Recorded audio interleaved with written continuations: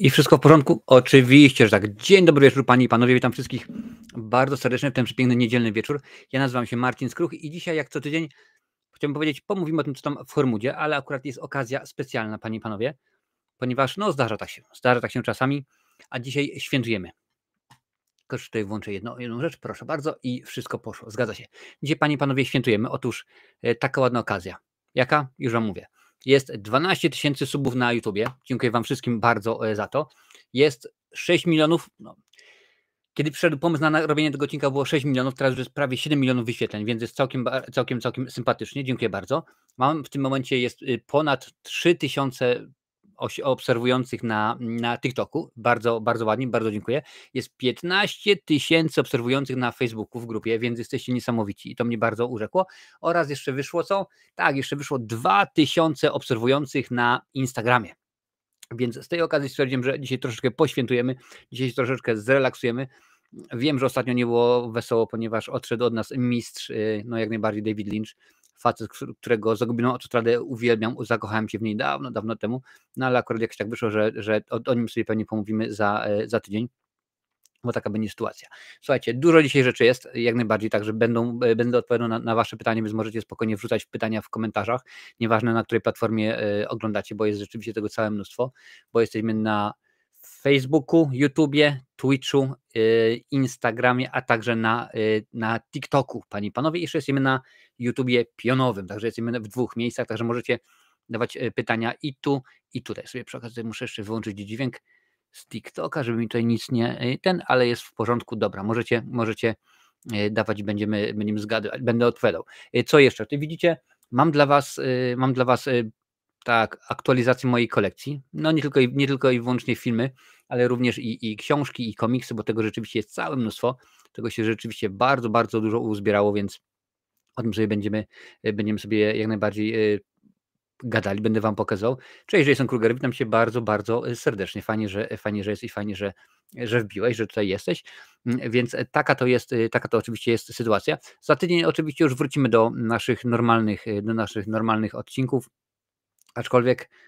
odcinków na żywo, aczkolwiek rzeczywiście będzie się działo, ponieważ ostatnimi czasy, no w tym tygodniu troszeczkę dużo pooglądałem, nawet zacząłem oglądać seriale, a dobrze wiecie, że ja z serialami jestem bardzo na bakier, a rzeczywiście akurat tutaj, jeżeli chodzi o seriale, to inaczej, lubię je oglądać, aczkolwiek mam ten jeden wielki problem, otóż zajmują one całe mnóstwo czasu i ja wolę obejrzeć w 2 godziny, mieć film z głowy, jak na przykład wczoraj oglądałem, co to było? Dzieci Kukurydzy 8, Dzieci Kukurydzy Genesis, jesteś. Powiem tak, jeszcze nie zdecydowałem, czy to będzie bluzgana recenzja, czy nie, ale jest po prostu tak, wiesz, pół na pół, bo może być naprawdę grubo, gdyż jak dostajemy film, który nie ma fabuły, który coś miał dobrego? Tak, był jeden dobry motyw, to mi się rzeczywiście podobało, na cały godzina 20, na cały 80-minutowy film, także po prostu masakrycznie. Cześć Sasik, witam cię bardzo serdecznie. Siemka, proszę się uczciwie wyspowiadać. Nie ma problemu, Sasik, tylko dawaj znać, co byś chciał wiedzieć. Różne takie, witam bardzo serdecznie. Jerewanisz, fajnie, że jesteś. I jeszcze jest Marcin Krause, super, bardzo, bardzo dobrze. Więc jeżeli chodzi o Dzieci Kukurydzy, to obejrzałem w tym momencie ósmą część obejrzałem wczoraj, ale miałem problem z dostaniem jej, ze znalezieniem jej na VOD, więc wcześniej obejrzałem 9. Obejrzałem to, bodajże było 6, 9, 7, 8, ale one akurat się nie wiążą fabularnie ze sobą w ogóle, więc to nawet nie jest najgorzej. Masakra, naprawdę masakra. Powiem w ten sposób. 9 części obejrzałem i jeszcze jak dotąd nie ma żadnej, której mógłbym dać pozytywną ocenę.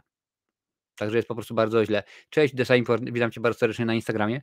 Także jest, panie i panowie, bardzo, bardzo, bardzo źle. Cześć, Adalet, fajnie, że jesteś. Dawno mi tu nie było, pisze Jerewanisz. Bardzo, bardzo rzeczywiście dawno, także cieszę się, że w końcu jesteś. Sasik pisze, kukurydza bluzgana, jestem na tak. Wiesz co, powiem ci tak, Sasik, jestem w tym momencie, dopiero co mówiłem, 8 część obejrzałem i ona najprawdopodobniej będzie bluzgana albo nie. No na szczęście mam jeszcze tyle czasu, żeby to Lincoln mógł zmontować, ale chciałbym powiedzieć, że jest źle, ale to byłoby po prostu delikatnie mówiąc niedopowiedzenie. Mówiąc, że jest źle, jest bardzo źle, jest po prostu koszmarnie, jest masakrycznie. Ja oczywiście też będę miał dzisiaj kilka pytań do was, jak skoro to są pytania i odpowiedzi, to mogę równie dobrze ja was zapytać. Więc po pierwsze chciałem zapytać, na jakiej platformie oglądasz? Daj mi znać, tylko wpisz po prostu nazwę platformy, bo jestem ciekaw, gdzie to dociera. O, witam bardzo serdecznie, pozdrawiam kolegę ze śnieżnej Kanady, pisze Sebastian Biesiada przez Facebooka. Cześć Sebastian, pozdrawiam Cię również.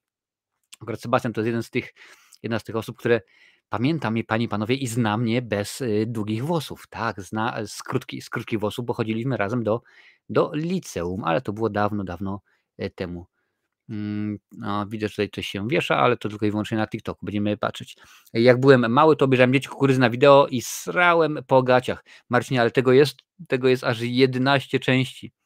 Dlatego ja po prostu aż się boję bardzo, bo 11 części, no to skoro i 8 część jest już bardzo zła, a jeszcze nie było dobrej, no to już jest po prostu grubo. Witam Dariusz Tokarczuk. Słuchajcie, może panie i panowie, zaczniemy, gdzie to tutaj mam coś. A widzicie, nie mogę znaleźć, no to zaraz sprawdzimy.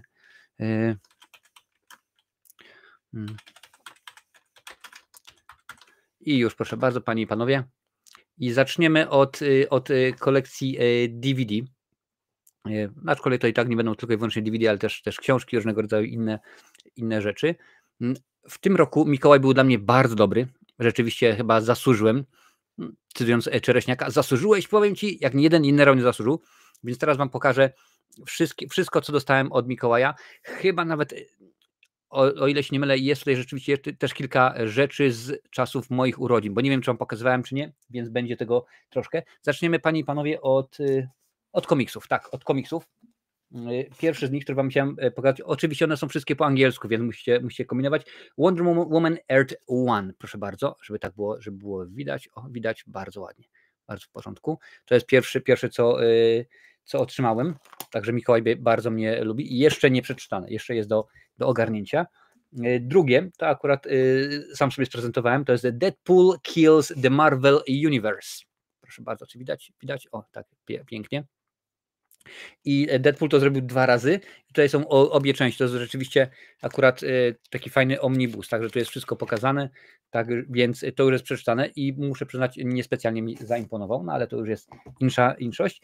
Oraz jeszcze raz sobie sam zaimponowałem, inaczej sobie sam sprezentowałem oczywiście. Kapitan Ameryka The New Deal. Proszę bardzo, to jest nowy Kapitan Ameryka. Widzę, że na YouTubie jest pionowym odwrotnie, no ale tak jakoś to rzeczywiście jest. Więc to są komiksy, które do mnie dotarły. Teraz książki, panie i panowie, bo tego rzeczywiście też było sporo. Książka, którą łyknąłem, powiedzmy jednym haustem, można byłoby tak rzec, jest to biografia Danego Trejo, My Life of Crime, Redemption and Hollywood, panie i panowie. Jeżeli jeszcze nie mieliście okazji przeczytać, to naprawdę, a wtedy, bo tą książkę już czytałem jakiś czas temu i wtedy połknąłem książkę, biografię Rona Perlmana, też świetna, książkę Janka Borysewicza z Lady Punk i biografię Sławomira Peszki. I o ile rzeczywiście Trejo jest najlepsza, najgorsza chyba książka jest Janka Borysewicza, bo jeszcze sam Marcin Prokop ją czyta, który też ją pisał, więc po prostu jest bardzo, bardzo źle. Tutaj to jest coś pięknego, panie i panowie. Książka o tym, jak powstawali The Blues Brothers, ale nie tylko i wyłącznie film, bo zanim powstał film, no to oczywiście był zespół, było Saturday Night Live i tutaj to jest wszystko oczywiście pokazane, okraszone jest zdjęciami, więc rzeczywiście bardzo fajna rzecz, akurat jestem w trakcie czytania, zresztą co widać i słuchać, rewelacyjna, jeżeli uwielbiasz filmy muzyczne, jeżeli w ogóle lubisz takie rzeczy, to jest rzecz, którą trzeba polecić. No i to jest album od mojego ulubionego reżysera, czyli Guillermo del Toro, proszę bardzo, już tutaj pokażę, ale można powiedzieć, taka fajna paczka to jest, o, proszę bardzo. No i oczywiście wiemy, że to są ręce z jednego z jego filmów, oczywiście z oczu, panie i panowie, ale tutaj jest opisane wszystko, a poza tym jest dużo zdjęć, świetne wydanie, papier kredowy, więc ja naprawdę rzeczywiście warto sobie, jeżeli lubicie, to akurat albo mi prezentował Mikołaj, albo dostałem na urodziny, ale na pewno wiem, że nie pokazywałem wam tego jeszcze w ogóle, więc rzeczywiście jest super. Pytania będę odpowiadał za chwilę, panie i panowie, na razie prezentacja. Dobra, przechodzimy, jeszcze jedno, oczywiście różdżka Harry'ego Pottera, no bo rzeczywiście bez tego by się nie mogło obyć, także jest. Witam cię, Kino Recenzja, i witam cię, Mati z salonu, fajnie, że jesteście. Proszę bardzo. Teraz, panie i panowie, przechodzimy do filmów. Przechodzimy do filmów. Zaczniemy chyba od dramatów, tak mi się wydaje. Dobrze, zaczniemy od dramatów. To są ostatnio i zakupy, to są ostatnio oczywiście i prezenty od Mikołaja i tak dalej, i tak dalej. Więc pierwszy to jest film z Martinem Sheenem w roli głównej, The Way. Żeby było zabawnie, jest to film w reżyserii Emilio Esteveza, czyli jego syna. Nie miałem jeszcze możliwości go obejrzeć, ale mam nadzieję, że rzeczywiście będzie w miarę ciekawie. Zwykłe wydanie jednopłytowe. Proszę bardzo. Dalej film sprzed wielu lat, Barbara Streisand i Nick Nolte, The Prince of Tide, czyli Książę Przypływów. Proszę bardzo, bardzo zacna produkcja, aczkolwiek wydanie też zwykłe, można powiedzieć budżetowe, takie tylko i wyłącznie płyta jest. Tutaj jest film, który widziałem dawno temu, Strictly Ballroom, ale polski tytuł, z tego co pamiętam, z czasów VHS-a, to jest Roztańczony buntownik. Roztańczony buntownik i to jest chyba Baza Lermana, jeżeli pamięć mnie nie myli, że tak szybko to gdzieś znajdę, no ale oczywiście znajdę, ale tak, jest Baza Lermana, więc zacnego reżysera, fajna sprawa, rzeczywiście, no to są takie wydania, jeżeli będą jakieś ciekawsze, to pokazywać, bo to akurat takie pojedyncze nie ma sensu. The Runaway Jury, nie wiem jaki jest polski tytuł, musicie sobie sprawdzić. Gene Hackman, John Cusack, Dustin Hoffman i Rachel Weisz. Proszę bardzo, rzeczywiście zacna produkcja. Witam Cię, Mariano Tampał, witam bardzo serdecznie. Więc to jest to. Kolejny film jest to Pianista, oczywiście Romana Polańskiego i wydanie tu już jest ciekawsze, ponieważ jest dwupłytowe, więc jest mnóstwo różnego rodzaju dodatków, a to jest to co Tygryski lubią najbardziej. Tak więc zacna sprawa. Część z tych filmów widziałem, ale oczywiście nie wszystkie. Wall Street mam już w kolekcji, ale akurat jest to wersja dwupłytowa, a takowej jeszcze nie mam, a ja lubię takie wszelkiego rodzaju dodatki, więc po prostu zrobię delikatnie mówiąc podmiankę i wezmę i jednopłytową wersję usunę, a tą zostawię. Siostry Magdalenki, rzecz o siostrach z Irlandii, a ja w Irlandii mieszkam, więc po prostu rzeczywiście grubo. No, możecie wiedzieć, dlaczego tutaj Kościół katolicki w Irlandii niespecjalnie jest w tym momencie poważany. Oraz film, jeżeli mnie pamięć nie myli, Soderberga. Tak, Soderberga, Behind the Candelabra.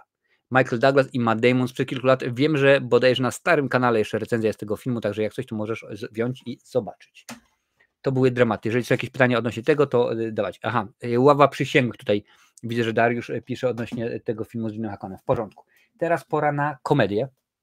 Bo akurat tych, według mojej aplikacji, którą używam do katalogowania, mam najwięcej. Także rzeczywiście jest w porządku. Na wszystkie pytania, panie i panowie, za chwilę będę odpowiadał. To jest co? Dobra. Undercover Brother. Nie wiem, jaki jest polski tytuł. Eddie Griffin, Chris Kattan i Dennis Richards. Oczywiście świetna komedia, a przynajmniej była zabawna, jak ją oglądałem 10 lat temu, tak mi się wydaje, więc rzeczywiście było w miarę zabawnie. Chyba polski tytuł tego filmu to jest Brzdąc w opałach. Baby's Day Out. To rzeczywiście tak, ja ten film, uwierz albo nie, widziałem w kinie. To było rzeczywiście bardzo dawno temu i nieprawda, a jednak prawda rzeczywiście się zgadza. Kolejny film akurat tym razem jest to z Whoopi Goldberg, która no dawno już nie była rzeczywiście widziana w jakimś dobrym, sensownym kinie, a to jest po prostu Eddie, film o koszykówce. Z czasów, kiedy rzeczywiście hej, to NBA, jak wołał Szaranowicz, było rzeczywiście dobrze, ciekawie i zacnie. To tak brzęczy, a tylko jedna płyta, dobrze. Godziny szczytu, część druga, Rush Hour, część druga, czyli Jackie Chan, a także Chris Tucker sobie tutaj śmigają. Kolejny film jest to film, produkcja irlandzka, w której występują Brendan Gleeson oraz Don Cheadle, czyli The Guard. Guard to nie jest strażnik, po prostu odnosi się do tego, że po irlandzku policja jest zwana garda. Garda Johana bodajże, tak to się wymawia, a guard to jest jakby był jeden gardziarz, my mówimy, czyli jeden policjant. Fajna, naprawdę zacna produkcja, jeżeli nie widzieliście, polecam, rzeczywiście polecam. Tutaj od razu dwie pokażę, bo to są dwa filmy, chyba dzisiaj w ogóle dzisiejszy odcinek będzie z poznaku Whoopi Goldberg, czyli Zakonnica w przebraniu, Sister Act 1 i 2. Proszę bardzo, obydwie części. Zwykłe wydania 1-2. Dalej. Tak, to jest chyba zatytułowane nie kolejna komedia dla kretynów bodajże, Not Another Teen Movie, tak mi się wydaje, jest taki polski tytuł. Jeżeli nie, to poprawcie mnie oczywiście, bo dobrze wiecie, dużo lepiej wiecie, że nie zawsze pamiętam polskie tytuły, także tutaj jest. Sean, witam Cię bardzo serdecznie na TikToku, fajnie, że jesteś. Lecimy dalej. To jest, domyślam się, że komedia romantyczna, bo jest w niej Jennifer Aniston, czyli a także Owen Wilson, czyli Marley and Me, czyli domyślam się, że polski tytuł to jest Marley i ja. Taka jest rzeczywiście chyba opcja tego wszystkiego. W ogóle jeżeli lubicie, jak prezentuję filmy, tak, dajcie łapkę w górę dla algorytmu, niech to się niesie, niech rzeczywiście będzie fajnie, bo już niedługo najprawdopodobniej trzeba będzie pokazać całą kolekcję, bo tam powiedziałem, o co chodzi. Tutaj komedia z Emmą Thompson, Danem DeVito i Arnoldem Schwarzeneggerem, czyli nieoficjalna kontynuacja Bliźniaków i Junior. Po prostu polski tytuł Junior i to wszystko rzeczywiście. Kolejna produkcja, Ricky Gervais. Ja uwielbiam go rzeczywiście po tym, co zrobił pewnego razu na Złotych Globach. Jest moc, rzeczywiście jest moc. Cześć Karol, jak najbardziej witam Cię bardzo serdecznie. Za chwilę pytania, najpierw odpowiemy, najpierw pokażę filmy. Także to jest to Ghost Town. Ghost Town, musicie pomóc z polskim tytułem. Ricky Gervais, Tia Leone i Greg Kinnear. Bardzo, bardzo fajna rzeczywiście komedia. Widać, że troszeczkę, że byli parodii, bo tam jeszcze 2 parodie, czyli Epic Movie, czyli film epicki. Chyba tak, rzeczywiście, no jakaś taka parodia. To już jest z tego okresu, kiedy one były niekoniecznie najlepsze, ale jak tam sobie rzeczywiście leciały. No i na koniec parodia z mistrzem, z legendą gatunku, czyli z Leslie Nielsenem, Spy Hard. No, żeby być w konwencji użyto tytułu Szklanką po łapkach. No wiadomo, że Die Hard, szklana pułapka, także rzeczywiście to jest. Ale z tego co pamiętam, nie było to najlepsza komedia, najlepsza parodia w jego wykonaniu. Dobra, lecimy dalej, bo rzeczywiście tutaj trochę tych filmów jest. O, ja cię kręcę. Dobra, to sobie może odłożę, żeby nie przeszkadzały. Dobra, zaczniemy od, co tutaj mamy. Tak, no powiedzmy, od westernu. Niech będzie. Dances with the Wolves, czyli Tańczący z wilkami, po prostu rewelacja, no co to dużo mówić. Kevin Costner, no wiadomo, film oscarowy. Próbował troszeczkę do tego nawiązać teraz swoim filmem Sagą o Ameryce, ale chyba nie wyszło. Tutaj to jest taka akurat potrójna paczka, czyli filmy Ostatni Samuraj, Troja, a także Aleksander, wersja reżyserska, proszę bardzo, wam tutaj pokazuję.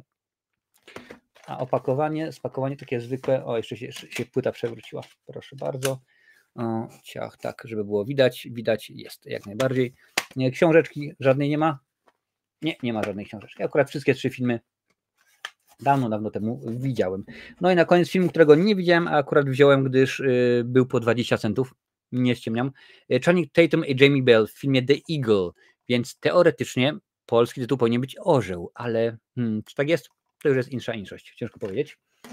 Dobra, teraz kilka filmów komiksowych. Jak najbardziej. Po pierwsze film, w którym występuje Dwayne The Rock Johnson, czyli Black Adam, Czarny Adam, DC. Też słabe wydanie, zresztą będę wymieniał okładkę, ponieważ jest taka, wiecie, taka tandetna, chamska, a akurat mogę. Produkcja z Tomem Hardym, czyli Venom, z Sony Uniwersum Spidermana, czy jak to się nazywało. Film, którego mam teraz tutaj w łapce, to jest Ant-Man i Osa, czyli druga część, czyli jeszcze dobrze jest, bo później jest rzeczywiście bardzo, bardzo źle w trzeciej części. No i na koniec wersji komiksowych jest Czarna Pantera, czyli Chadwick Boseman, Michael B. Jordan i tak dalej, Lupita Nyong'o, Forest Whitaker, Andy Serkis, Angelica Bassett. A, to w ten sposób, proszę bardzo. Tak, takie ładne opakowanie. Czasami też kupuję filmy dla opakowań, dla innej opcji. Zobaczcie, za chwilę mam na przykład 2 płyty, które są takie same wydania, ale po prostu bardzo mi się podobało. I teraz pora na animacje, bajki i tak dalej, wszelkiego rodzaju. Niektóre są dla dzieci, a niektóre są po prostu bo są. Czyli ostatnio był Wallace i Gromit. Dobrze wiecie, przecież recenzja na kanale. A tutaj jest Shaun the Sheep, czyli baranek Shaun Abracadabra. Proszę bardzo, taka produkcja właśnie od tegoż gentlemana. Dalej, pierwsza część tylko jest, nie, druga część chyba, dwupłytowa. Tak, proszę bardzo, Noc w muzeum, część druga. Film oczywiście z Benem Stillerem. Jak widzicie, wersja dwupłytowa, czyli mnóstwo dodatków, a ja to bardzo sobie cenię. Witam Cię bardzo, Albuquerque, fajnie, że jesteś. Dalej lecimy. The Muppet Movie, proszę bardzo. O, bardzo zacna, poważna sprawa, Muppety zawsze rządzą. Up, chyba w górę, tak? Taki mi się wydaje, jest tytuł tego filmu Pixara, więc rzeczywiście polecam. Coś widzę, w ogóle tutaj się TikTok cały czas wiesza, no ale to już życie. Animacja kolejna, czyli Superman Batman Apocalypse, to jest rzeczywiście świetna sprawa. Chyba nawet na starym kanale mi się wydaje, jeszcze jest recenzja tej animacji, a jeżeli nie ma, to możliwe, że się pojawi niedługo. Wszystkie te filmy oczywiście są to w wersjach anglojęzycznych. No, w Irlandii trudno darmo, żeby rzeczywiście były, no ale akurat tak to jest. Jim Carrey i Steve Carell, czyli Horton słyszy Ktosia. Horton hears a who. Taki jest tytuł. Proszę bardzo, dalej. Krudowie. Jedna z pierwszych animacji, którą recenzowałem na kanale, to jest 2012 albo 13 rok. Chyba to jest Nicolas Cage w roli tego kolesia, który tutaj się pojawia. Dobra, lecimy dalej. Cloudy with the Chance of Meatballs 2. Podrzuci mu się tytuł, bo nie pamiętam jaki jest. Wiem, że to jest oczywiście z klopsikami. Druga część. Barnyard, The Original Party Animals. Proszę bardzo. Oczywiście nie będę mówił, część rzeczy jest dla moich dzieciaków, ale część dla mnie, także możesz się zastanowić. Dalej, film dla całej rodziny, to naprawdę świąteczny, Białe Boże Narodzenie. I to, panie i panowie, jest to świetne, bo tutaj jest oczywiście z Irvinga Berlinga, a to jak widać jest chociażby Bing Crosby i kilka rzeczywiście innych zacnych osób. Dan Kay, Rosemary Clooney i Vera Olin i także Dean Jagger. Także jak najbardziej zacna pozycja, trzeba rzeczywiście obejrzeć mieć. To wziąłem, ponieważ mam telewizor 3D, a lubimy sobie obejrzeć, więc Spy Kids All the Time in the World in 3D, czyli Spy Kids w 3D, proszę bardzo. Jerewan tutaj podrzuca, że w Polsce app jest zatytułowany Odlot, czyli nie w górę, a Odlot. No i w porządeczku. Dalej. Sing, część druga, bo niedawno żeśmy chyba obejrzeli na Polsacie, przy okazji świąt była 1, to teraz jest 2, proszę bardzo. Rise of the Guardians, to jest jedna z moich ulubionych bajek, naprawdę nawet pojawiła się na liście 10 najlepszych bajek na Boże Narodzenie, film w ogóle na Boże Narodzenie, a także na Wielkanoc, bo tutaj też jest wielkanocna sprawa. Oczywiście jest Jack Frost, Mikołaj, Króliczek Wielkanocny, Piaskun, czy tam Piaskowy Dziadek, jak kto woli, i Wróżka Zębuszka. Świetna sprawa, a poza tym w polskiej wersji językowej jest genialny dubbing. Panie i panowie, Psi Patrol, no to akurat jest dla Wiktora, bo on uwielbia. Marshall and Chase on the Case, także akurat jest w porządeczku. Dalej tutaj Jack the Giant Slayer, proszę bardzo. To jest film pewnie od Disneya, znając życie, bo oni tego mnóstwo rzeczywiście tuką, a jeżeli nie, to pewnie gdzieś tam jakaś tam firma Disneyo podobna. Nie, akurat to New Line Cinema, czyli to w tym momencie byłoby Warner Brothers, no ale niech tak będzie. Animacja to jest tylko i wyłącznie dla mnie. Hulk kontra, panie i panowie, to jest kilka animacji, czyli Hulk kontra Thor i Hulk kontra Wolverine. Oczywiście tutaj też pojawia się między innymi Deadpool w pewnym momencie i kilka jeszcze innych fajnych spraw. No i na koniec animacjowej porcji tych filmów. Niech będzie, widzę, że to chyba wersja dwupłytowa. Tak, jak najbardziej. Księga Dżungli Disneya, jak najbardziej dwupłytowe wydanie, także całkiem sensownie, całkiem smerfowo. Witam cię, Bober, fajnie, że jesteś z nami.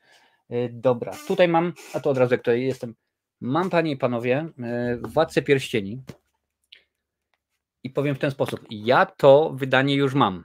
Oczywiście jest u mnie na półce dokładnie, bo to jest każda, no nie będę wszystkich wam w tym momencie pokazywał, ale może jak mi się uda to otworzyć, bo to jest, każde wydanie jest 4-płytowe, proszę bardzo, żeby było widać.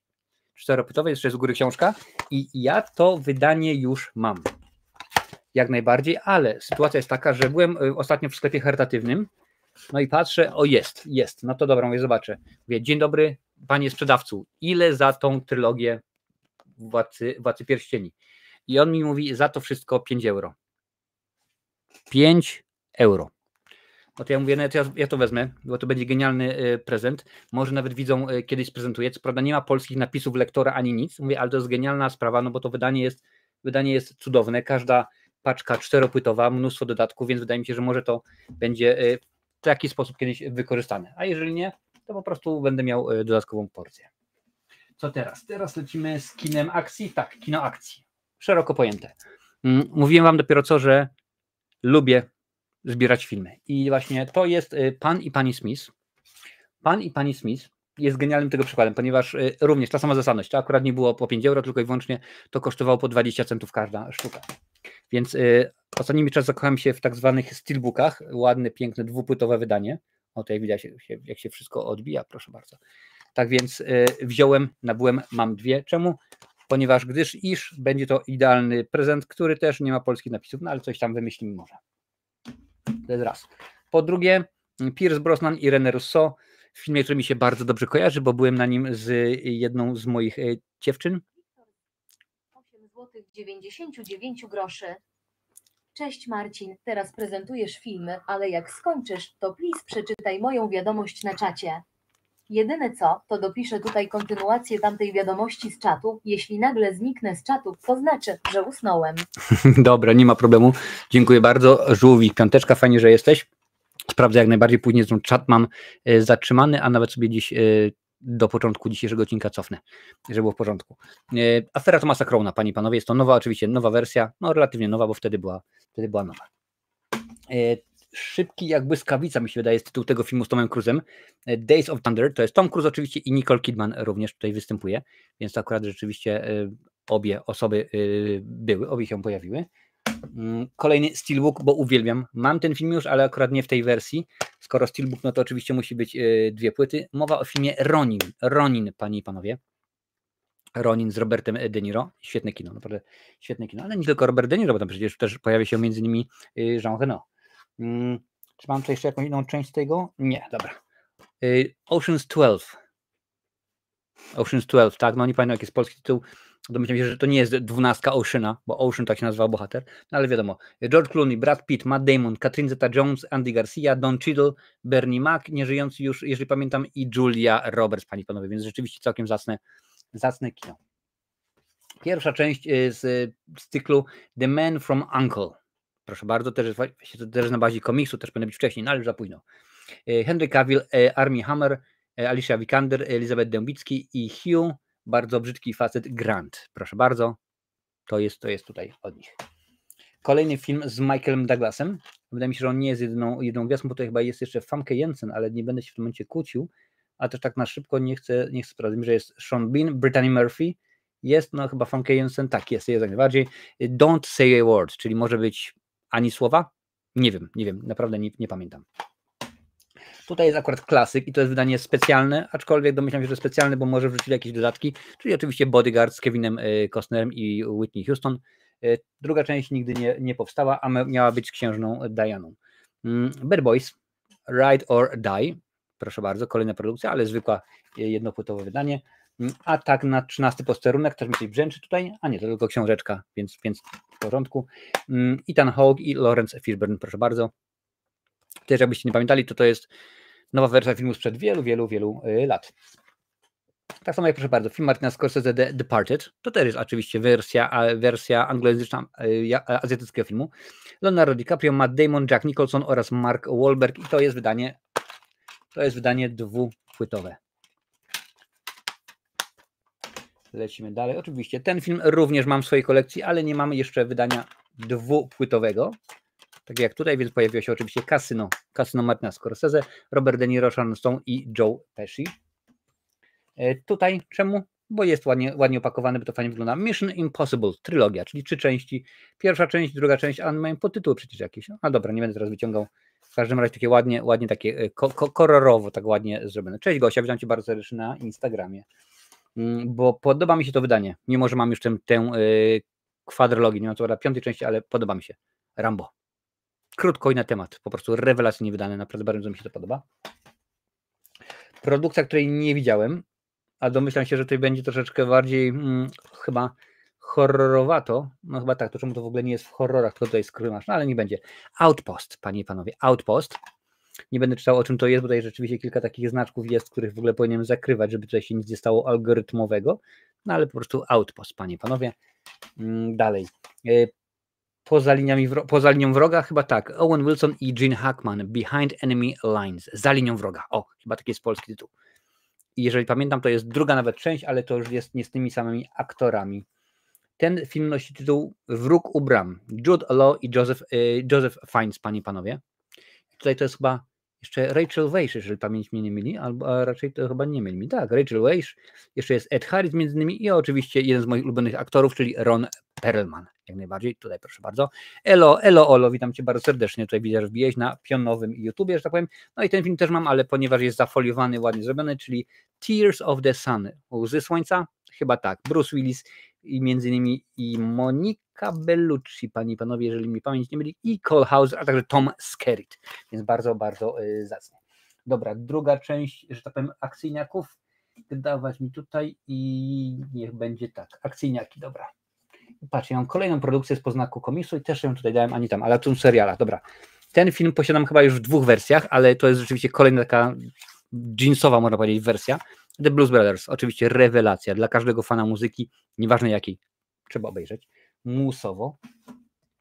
Tutaj, no jak mówiłem, to jest serial, więc pierwszy sezon, jeszcze nawet widać, słuchaj, powiem tak, zafoliowany, nierozpakowany, 20 centów. 20 centów. Pierwszy sezon. Dobra, tutaj to od razu pokażę, bo nie ten. Mam wszystkie sezony, ale one są akurat bez opakowań, jak tak zwykłe płyty, więc tutaj się akurat udało dorwać sezony 4, 3 i 4. Oczywiście serialu 24, czyli 24 godziny, taki jest polski chyba tytuł. Proszę bardzo, no wiadomo, że w roli głównej Kiefer Sutherland. Dobra, teraz ogólnie szeroko pojęte będą filmy z podznaku sci-fi. Sci-fi, tak, pewnie jakieś tam fantasy i tak dalej, i tak dalej. Zaczniemy od Uniwersalny Żołnierz The Return, czyli Uniwersalny Żołnierz Powrót, chyba tak. No tylko i wyłącznie Jean-Claude Van Damme, aczkolwiek wydaje mi się, że to jest Goldberg z tyłu, Goldberg w sensie ten zapaśnik, panie i panowie, ale oczywiście nie wziąłem żadnego szkła powiększającego, więc nie powiem, ale tak mi się wydaje, że to tutaj z tyłu jest Goldberg. No jeżeli wiesz, to daj znać, przeczytam za chwilę oczywiście. Snow White and the Huntsman, czyli Śnieżka i Łowca, chyba taki jest polski tytuł. Kristen Stewart, Charlize Theron, a także Chris Hemsworth, proszę bardzo, czyli Chris Hemsworth, czyli wiadomo, że Thor, proszę bardzo. No jeżeli ktoś jest tutaj na czacie, nieważne na której platformie i podejrzewa, że Skruch nie posiada jeszcze wersji Predatora, jednej, drugiej, ani trzeciej, no to po prostu w tym momencie stąd wyjść. Oczywiście, że mam Predatora, ale wersja, jak mówiłem wcześniej, zakochałem się w steelbookach i jest taka fajna podwójna, proszę bardzo, mimo że jakaś łachmeta tutaj tą naklejkę tak bezczelnie zrobiła i próbuje ją usunąć, będzie ciężko, ale coś rzeczywiście wymyślę. Rewelacyjne wydanie, oryginalny Predator. Muszę mieć, no, co będę gadał, krótko mówiąc. Dobra, Star Trek Beyond, czyli z tej nowszej serii oczywiście. Tutaj widać, jest między innymi Zachary Quinto. Świetna sprawa. Film z Ryanem Reynoldsem, Benem Kingsleyem i Matthew Goodim, Selfless. Nie pamiętam tytułu, ale pamiętam, że było w miarę sensownie. I chyba nawet na kanale jest recenzja. Królestwo Planety Małp, proszę bardzo. Kolejne wydanie, kolejna produkcja. The Hunger Games, jedna płyta. Hunger Games, Mockingjay, część pierwsza, proszę bardzo. Tutaj, no, kolejny udało się Steelbook i oczywiście kolejny dwupłytowy, bo jak żeby inaczej. Ja Robot z Willem Smithem, proszę bardzo, panie i panowie. Mówię, zakochałem się i teraz już jak wymieniam tą akurat na to. Film bardzo nieoczekiwany hit, ale fajna produkcja. Charlotte Copley, Dev Patel, Sigourney Weaver i Hugh Jackman, panie i panowie, Chappie, rzeczywiście bardzo fajna produkcja. No i tutaj prezent od mojej córki, bo jest to przedostatnia produkcja terminatorowa, której mi brakuje akurat. Terminator Genesis 3D, jak mówiłem wcześniej, posiadam odtwarzacz 3D, także akurat jest to dwupłytówka, także jak najbardziej warto. No i na koniec zostały oczywiście horrory. Nie jest ich dużo, ale rzeczywiście zawsze coś, panie i panowie. Po pierwsze trylogia, niech tak będzie, Omen. Już wam pokażę, jak to jest wydane. To jest, dobra. Tak, żeby było widać, ciach i ciach. Taka rzeczywiście bardzo ładnie wydana produkcja. Nie będę mówił, czy to są dobre produkcje, czy nie. Omen był omawiany w cyklu Kultowe Horrory. Możesz sprawdzić, zobaczyć, bo każdy z nich jest omówiony z osobna. Tutaj produkcja od Wesa Cravena, My Soul to Take. Only one has the power to save their souls. Od 18 roku życia, ale z tego co pamiętam, to chyba to już nie było rewelacyjne. Tutaj niech sobie przypomnę, albo Conjuring, nie, to będzie akurat naznaczony, to jest naznaczony, bo Insidious Chapter 2, czyli naznaczony, panie i panowie, fajna rzeczywiście sprawa, od filmowców, którzy nam dali piłę, a także obecność.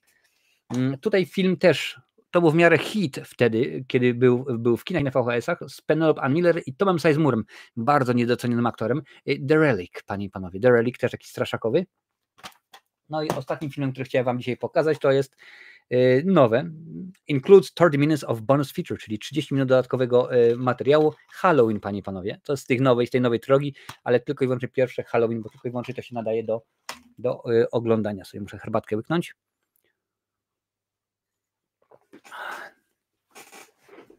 Dobrze, i już tutaj patrzę na wasze pytania. Już tutaj patrzę, co się dzieje. Sekundkę. Dobrze. I zobaczmy teraz, tu wyłączymy filmy. Już patrzę na pytanie. Panie i panowie, jeżeli macie jakieś pytanie jeszcze odnośnie tych płyt, to jak najbardziej, żeby to miało wszystko ręce i nogi. Jeżeli patrzę, co się dzieje.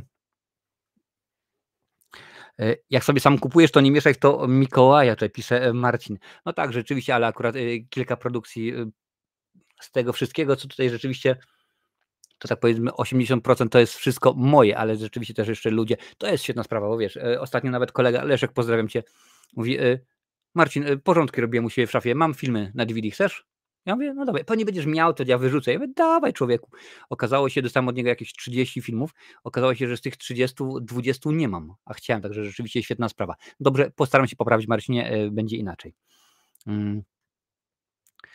Tutaj jest od Wiktora, tak? Dobry wieczór, Marcinie, ja dzisiaj nie na cały live na pewno, bo wróciłem z imprezy o 8 rano, a opuściłem ją o 5 nad ranem. Pięknie, ale na razie jestem. Co tam u ciebie? A u mnie dziękuję bardzo, w porządeczku. Tutaj muszę, przepraszam bardzo, ale muszę...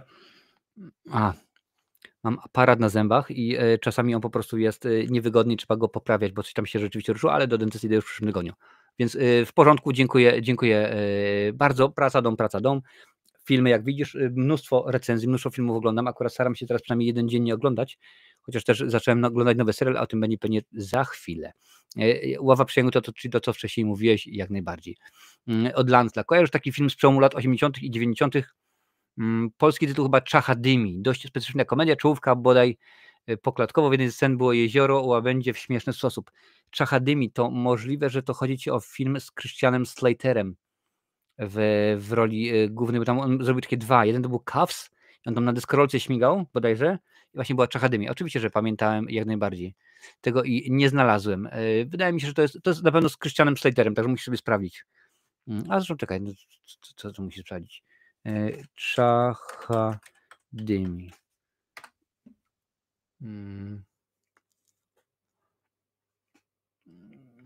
Może się okaże, że to nie ten film, nie o tym filmie chodziło. Czachadymi, Brain Donors, no i popatrzcie, nie o ten film nie chodziło. Film rozpoczyna się z brawurową gonitwą głównego bohatera Rolanda. Aha, to jest coś takiego, wiem, taki humor chyba a la bracia Marx rzeczywiście, bo tu John Turturro widzę jest i pojawia się, no możliwe, że tak. Dobra, lecimy dalej. Co pana się? Venom ujdzie, ale a ten Ant-Man to nim potrzeć się można. Wiesz co, Ant-Man trzeci to już jest po prostu beznadziejny. Pierwszy jest dobry, drugi może być, ale akurat to mówię do kolekcji wziąłem. Także to głównie o to chodziło. Hej Marcinie, pisałem a propos naszego live'a, coś nie macie na Insta. Witam cię, Madame Perfumella, witam bardzo serdecznie. No to jak najbardziej sprawdzę, zobaczę, odezwę się, bo ostatnio tych mam rzeczy całe mnóstwo, bo to i teraz dołączyło to Threads i Blue Sky, także rzeczywiście, ale sprawdzę i się odezwę. W Polsce Spy Kids to mali agenci, no to dobrze wiedzieć. Cześć Jurku, witam cię bardzo, bardzo serdecznie. Hulk kontra Thor, tylko z Lu jako Hulkiem. No chyba rzeczywiście nie ma takiej opcji. Nawet kiedy widziałem ostatnio taki fajny mem, że właśnie był Lou Ferrigno, bo o niego oczywiście pani panowie chodzi, taki w postaci, w roli Hulka i mówi, my nie potrzebowaliśmy żadnych efektów specjalnych i tak było rewelacyjnie. Zgadza się. Cześć Kingo, witam cię bardzo, bardzo serdecznie, fajnie, że jesteś. Karol pisze, miałem to wydanie Władcy i jest zajebiaszcze. Rzeczywiście jest bardzo dobre. No ja mówię, mam podwójnie, więc coś z nim będzie dobrze. Choć ciężko wytrwać przez cały film na jeden raz. Wiesz, to już zależy od filmu, powiem ci, bo oglądałem kiedyś film Martina Scorsese Killers of the Flower Moon. Ten jego niedawny.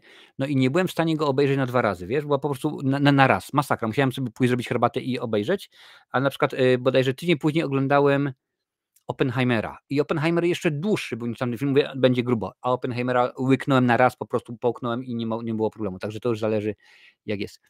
Marcinie, starcza ci miejsce na półkach na te chyba 5000 filmów, o ile dobrze pamiętam 5000. Nie starcza. Nie starcza. Ja akurat właśnie w tym momencie powiem tak. Już zamówiłem sobie szafę narożną. Tutaj wy tego nie widzicie, ale zobaczycie za jakiś czas, ponieważ jest mało miejsca. Te wszystkie półki, które widzicie tutaj za mną, one są wszystkie uzupełnione, pełne są. No tam nie może być na dole, bo tam jest kaloryfer, no to więc trudno darmo. Tu są półki, tutaj są półki, tu są płyty oczywiście. Tą szafkę, którą widzicie jest pod telewizorem, tam jest wszystko pełne płyt. Więc motyw jest taki, że miałem co prawda robić sam szafę, ale się okazało, że materiał by mnie wyszedł 3 razy drożej niż kupno samej szafy, więc zrobiłem tak, że zamówiłem sobie szafę narożną, do niej dorobię sobie regał z jednej strony, będzie tylko i wyłącznie na filmy, z drugiej strony tam, gdzie widzicie właśnie telewizor, pod nim będzie regał i nad nim też, pod nim będzie regał na kasety VHS, które tutaj mam, na płyty CD, oczywiście u góry na płyty DVD. Ogólnie stanie się tak, że będę miał jeszcze, zrobić mi się miejsce na około 1500 płyt, czyli zostanie mi miejsca na jakieś 2 płyty, bo rzeczywiście tego tutaj całym co nie śmieję się, ale tak, jak najbardziej jest mnóstwo, będę robił już tutaj, zresztą widzicie, no tutaj tak, to jest dokładnie jedna z desek, która jest przygotowana do tworzenia. Zresztą ten regał, ten, który tutaj jest, też robiłem sam, przepraszam bardzo, z moimi dziećmi robiliśmy, więc tak, będzie tworzone, bo musi być. Za linią wroga rewelacyjny film. Zgadza się, bardzo, bardzo ciekawy. Wróg ubrany, fajny film o Stalingradzie, chociaż uważam, że najfilm o rosyjskim teatrze działań robią tylko Rosjanie. No ale wiesz, no, tak krawiec kraj, jak mu materiał staje. Pierwszy najsłabszy w połowie zaczyna się dziać, ale jakoś dobry. O Gotham mowa. Okej, dobra, Bizli. Jestem fanem 24 godzin, widziałem kilka razy. Ja widziałem tylko pierwszy sezon, przepraszam bardzo, później już wyjechałem do Irlandii i tutaj przez bardzo, bardzo długi czas nie miałem telewizji. Czy będzie Galaktyka Grozy? Musi napisać Bizli, co to jest. Rzeczywiście, czy to jakiś serial, czy to jest film. Tutaj dorzuca, że tak Goldberg, czyli to musi być mowa o uniwersalnym żołnierze, więc to jest Goldberg, Bill Goldberg się nazywa, jeden z najlepszych wrestlerów. Dziękuję bardzo, spróbuję. Tutaj Karol pisze, że aceton do tego, żeby usunąć tą naklejkę z Predatora, a domyślam się, że moje dziewuchy powinny mieć aceton, bo to jest to samo, co zmywasz do paznokci, albo zmywacze do paznokci są na bazie acetonu, czy jakoś tak. Dziękuję bardzo, dobry rzeczywiście pomysł. Patrzę, Omen 1 Kozak. No rzeczywiście nawet ten nowy Omen też był nie najgorszy, bo jeżeli pamięć mnie nie myli, tak, jak najbardziej. Robiłem na kanał horrorshow.pl. Łukasz co roku robi takie podsumowanie, najlepsze filmy. Ja akurat w tym roku zostałem zaproszony, żeby się wypowiedzieć i wybrałem, żeby zrobić to. Do 4. Omena się nie przyznają. No, 4. Omen był zrobiony, z tego co pamiętam, to jest tylko i wyłącznie po to, żeby zachować prawa autorskie czegoś tak. Relikt, czyli Relic, ten film z Tomem Sizemorem. Boże, nowe Halloween, całe żyk, w szczególności 2 ostatnie części. 2 ostatnie części się do niczego nie nadają, zresztą o tym powiedziałem w trakcie recenzji, aczkolwiek pierwsza mi się wydawała, że jest całkiem sympatyczna. Co uważasz o muzyce danego Elfmana? Pisze różne takie, bardzo lubię. Wiesz, dla mnie to jest klasyk. Tak samo jak oczywiście wiadomo, że Horner czy Williams, jak Angelo Badalamenti, który tworzył do świętej pamięci Davida Lyncha, więc Elfmana lubię, wiesz, nie ma znaczenia. Jest kilku takich ludzi, których mogę muzykę słuchać cały czas, czy to chociażby Brad Fiedel. Nieraz sobie po prostu lubię wrzucić tylko tematy muzyczne, wiesz, na przykład ścieżkę dźwiękową włączę sobie z Robocopa. Bardzo uwielbiam ten motyw, który tam jest. Te kurczę, to są chyba cymbały, tak? Czy ksalofony, jakoś tak to się nazywa. Rzeczywiście świetna sprawa. A Dana Elfman też rewelacyjna.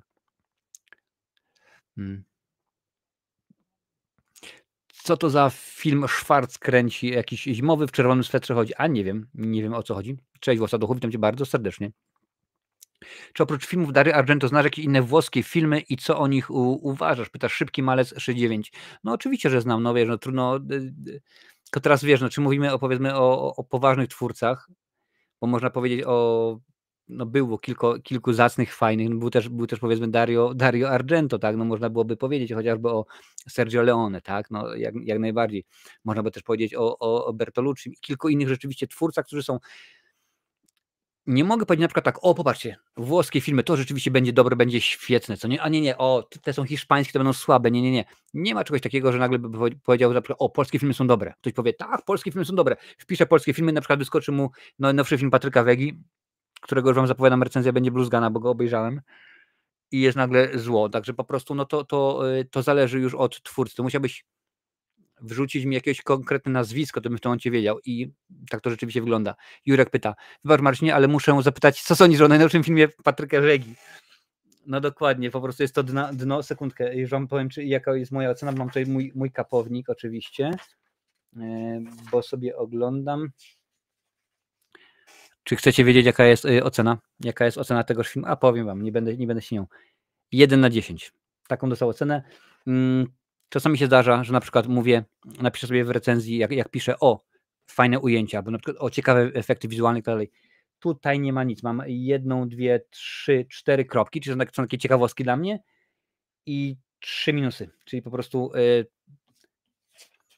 ależ bzdura. Kilka ciekawych ujęć i nic więcej. Ten film jest to fabularny bełkot, a aktorzy prócz mączki nie nadają się nawet do reklamy hemoroidów. Ten film to obraza dla rozumu, dla ludzkiej inteligencji. Zapewne bracia Lumière przewracają się w grobie i narzekają, że wynaleźli kinematograf. Więc takie jest moje podsumowanie, które sobie zawsze piszę, więc pewnie o tym będzie. I słuchajcie, jak dajecie pytania do mnie, to tak samo było fajnie jak tutaj jest, dajcie P na początku, żebym wiedział, że to jest do mnie, wtedy mi jest to łatwiej ogarnąć, bo tak naprawdę kilka monitorów tutaj jest. Co sądzisz o Event Horizon? Pyta się Karol. No trafiłeś na jednego z moich ulubionych reżyserów, czyli Paul W.S. Anderson. Ja go widziałem dawno, dawno temu, bo to było w kinie, więc rzeczywiście to jeszcze były chyba lata 90., ale z tego co pamiętam to podobało mi się. Nie jestem wielkim fanem Sama Neilla, tego aktora, on tam oczywiście odgrywa jeden z głównych skrzypiec, jeżeli tak można powiedzieć, ale rzeczywiście film całkiem zacny.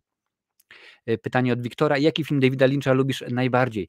I tutaj pewnie was zaskoczę, ale powiem w ten sposób. Kiedy miała miejsce premiera Zaginionej autostrady Davida Lyncha w kinie w Tarnowie, w kinie chyba teraz się nazywa Millennium, wtedy się jeszcze nazywało Kosmos, zrobili taki pokaz 2 filmów. Pierwszym była Głowa do wycierania Davida Lyncha, a drugim właśnie było Zaginiona autostrada. No więc obejrzałem Głowę do wycierania i stwierdziłem, to była premiera Zaginionej, czy to był gdzieś 95, 96 rok, czyli powiedzmy jakieś 30 lat temu.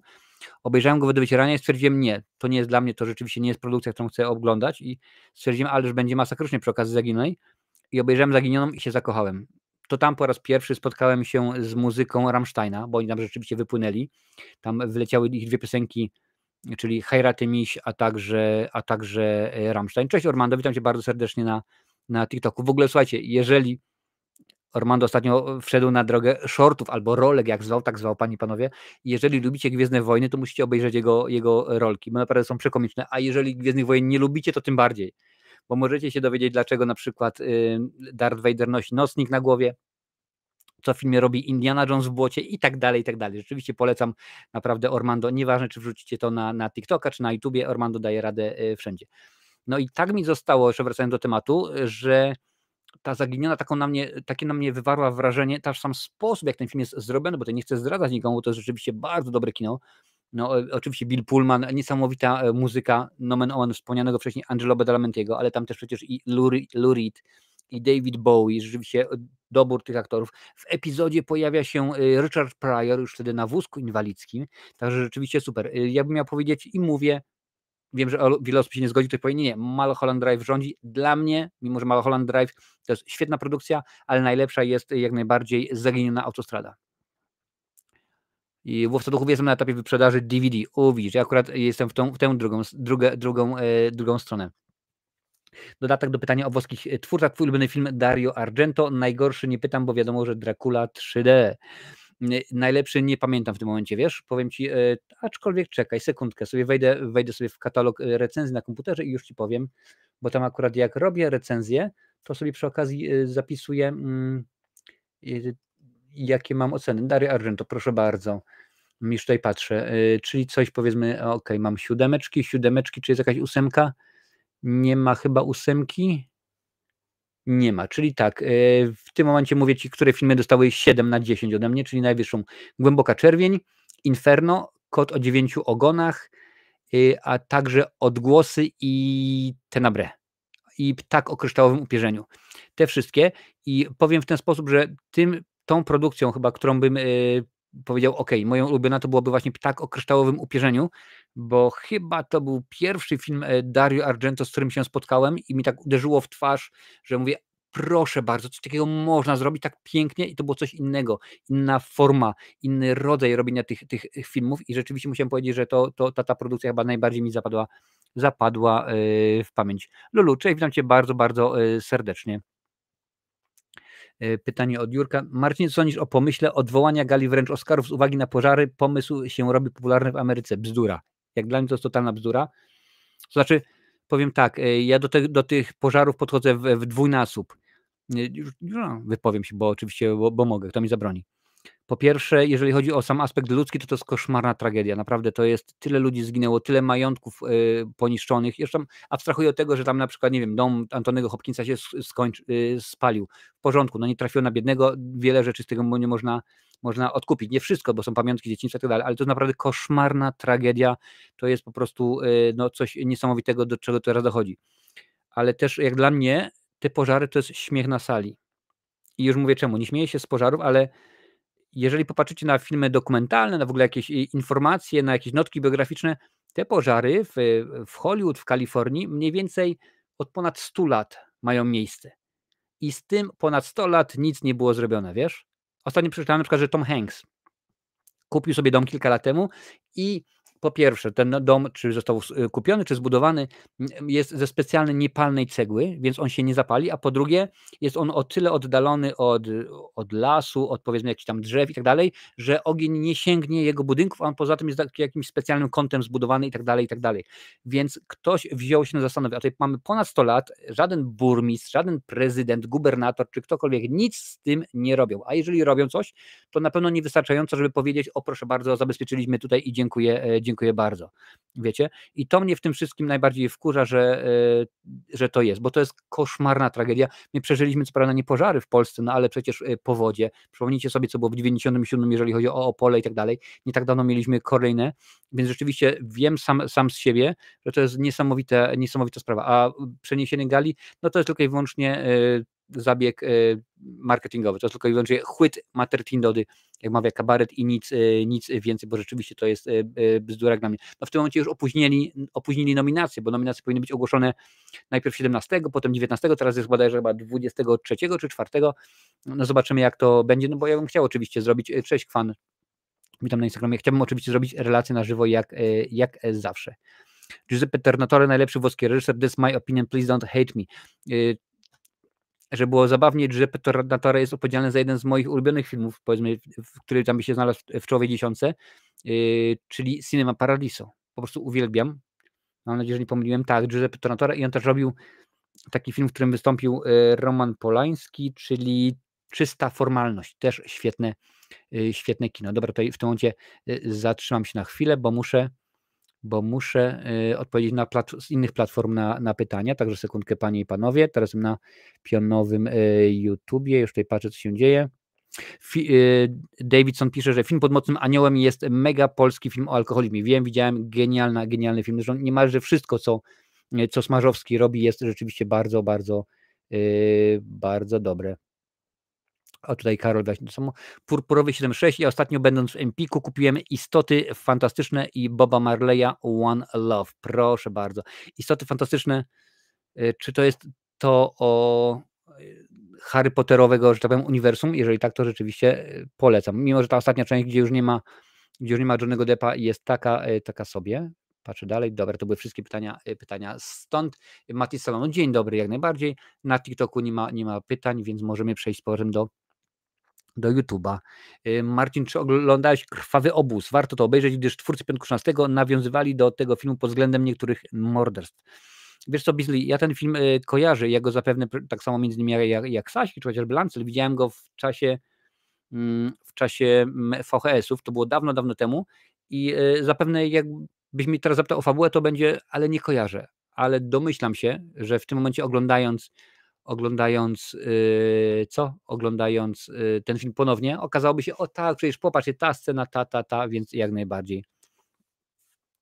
Tak, ten nowy film załatwi wegę, bo ja czytałem w ogóle, że on miał budżetu $13 milionów, a w Polsce po prostu porażka finansowa.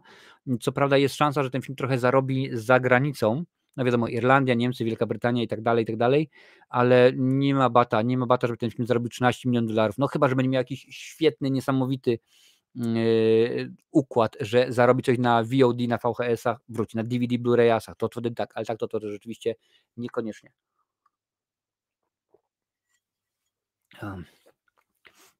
Dobrze, zaraz przejdziemy do kolejnych pytań. Gdzie to tutaj mamy? Zaznaczę, panie i panowie.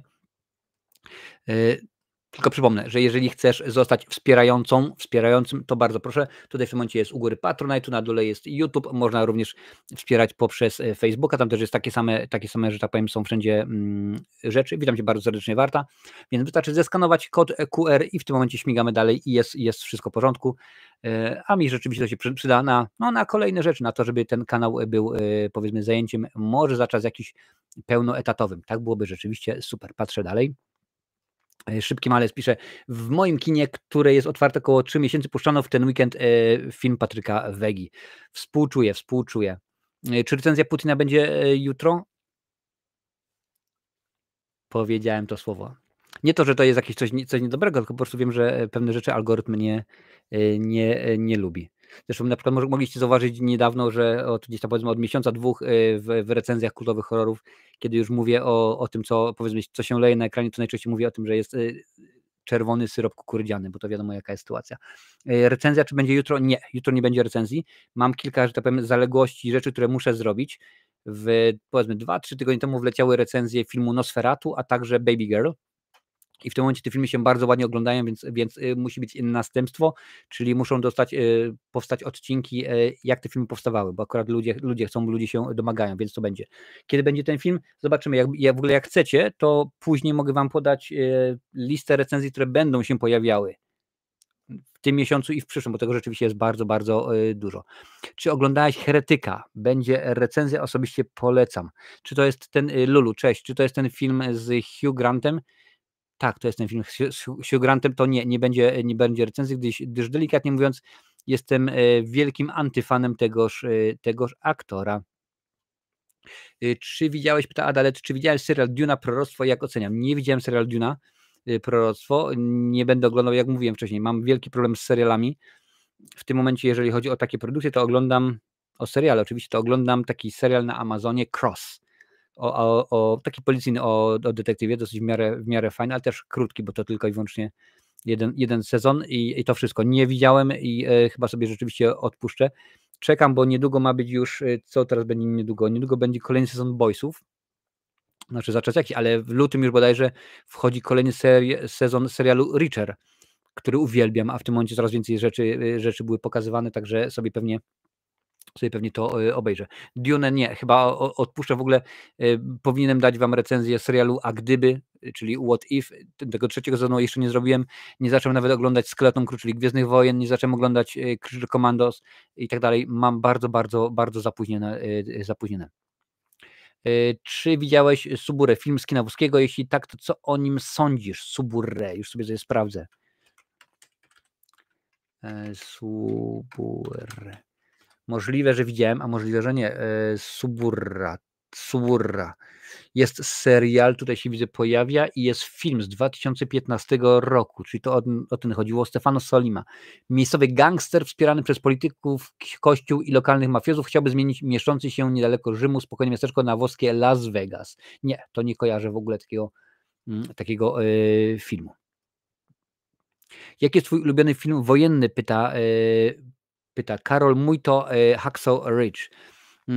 Wiesz, to byłoby kilka tak naprawdę. To nie ma tak, że jest jeden, który lubię. Bardzo sobie cenię. O, Ormando został moim najlepszym widzem na TikToku. O, dziękuję bardzo, Ormando. Bardzo na przykład sobie cenię Wielką Ucieczkę. No taka powiedzmy troszeczkę wojna na wesoło, ale jak najbardziej jest to dobry film. Stalag 17. Mocne oczywiście wojenne kino. Byliśmy żołnierzami z Melem Gibsonem i z samym Elliotem. Rewelacyjne produkcje. Oczywiście Szeregowiec Raya, no bo to musi być. Kilka filmów na wesoło, typu Złoto dla zuchwałych z Clintem Eastwoodem, Telly Savalasem oraz Donaldem Sutherlandem, Wielka Czerwona Jedynka z Lee Marvinem, a także Markiem Hamillem. Więc rzeczywiście tych produkcji jest dużo i kilka rzeczywiście, bo to są różne wojny. Ja nie mam czegoś takiego, że oglądam filmy tylko i wyłącznie, załóżmy, z II wojny światowej, a na przykład z pierwszej nie, albo z koreańskiej 1917. Też świetna produkcja rzeczywiście. Jest dobrze. Na zachodzie bez zmian. Tego rzeczywiście byłoby bardzo, bardzo dużo, także ciężko byłoby mi Oscarze wybrać tę jedną, którą bym tak sobie powiedział, to jest coś pięknego. Czas na coming out. Argento to była moja propozycja, pisze Busy. No i widzisz, i to jest dobre, bo wy na przykład czasami się pytacie: Marcin, czy omówisz, no, powiedzmy, uśpiony obóz, czy omówisz uśpiony obóz? A to wszystko zależy tylko i wyłącznie od was, bo to wy dajecie do kultowych horrorów propozycje, to wy głosujecie i ja zawsze wam mówię, jeżeli chcesz, ażeby na przykład uśpiony obóz, czy jak na przykład w tym przypadku Argento trafiło i było głosowane, to ciach, dziękuję bardzo, wrzucamy pod głosowanie, jest propozycja i potem udostępniasz ten post swoim kolegom, koleżankom i oni nie tylko po prostu dadzą łapę w górę, że chcą, więc jak najbardziej. No ale to, słuchaj, nie jest źle i tak nie jest źle, bo Argento nie był aż tak bardzo zły, jak ja na przykład jest teraz beznadziejny Dzieci Kukurydzy. To jest po prostu bardzo, bardzo zła produkcja. 1, 2, 3 i 8. Czy możesz podać aktora, aktorów, aktorki, których możesz polecić, a uważam, że nie są szerzej z nami, zapomnieni i niedocenieni? Pewnie, że tak. Ja to staram się bardzo często mówić. Mam takich kilku, których rzeczywiście uwielbiam. Tim Roth, panie i panowie, Steve Buscemi. Uwielbiam ich, naprawdę uwielbiam. Wszystko, we wszystkim nie ma znaczenia, czy to jest, powiedzmy, komiksowy, czy to jest sci-fi, czy to jest komedia, ale rzeczywiście mają drugie dno i jest fajnie, jest dobrze, jest w porządku i mógłbym oglądać we wszystkim. Chyba już jest teraz znany, mi się wydaje, aczkolwiek kiedy ja się w nim zakochałem, to nie był, Arek Jakubik. Uwielbiam Arka Jakubika, po prostu jest niesamowity i rzeczywiście jadłbym go z wszystkim. Do tego stopnia się w nim zakochałem, że aż kupiłem bodajże 2 albo 3 płyty jego zespołu Dr. Misio. Muzyka nie dla każdego, uwierz mi, muzyka nie dla każdego, rzeczywiście bardzo, bardzo dziwna jest to propozycja, ale to jest rzeczywiście aktor, którego uwielbiam, którego śledzę od dawna. Daj mi jeszcze 2 sekundki, muszę tutaj zastanowić się, kto taki jeszcze właśnie rzeczywiście byłby ciekawym nabytkiem.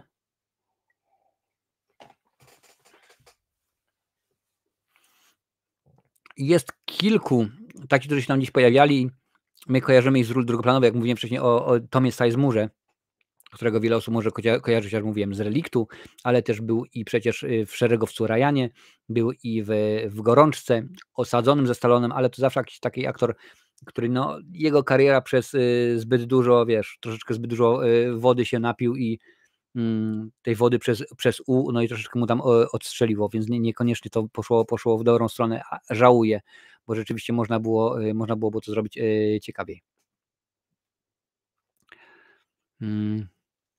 Na jaki horror w 2025 roku czekasz? No oczywiście, że to było Nosferatu, film, który bardzo chciałem obejrzeć. No, w Polsce ten film wejdzie na VOD 21.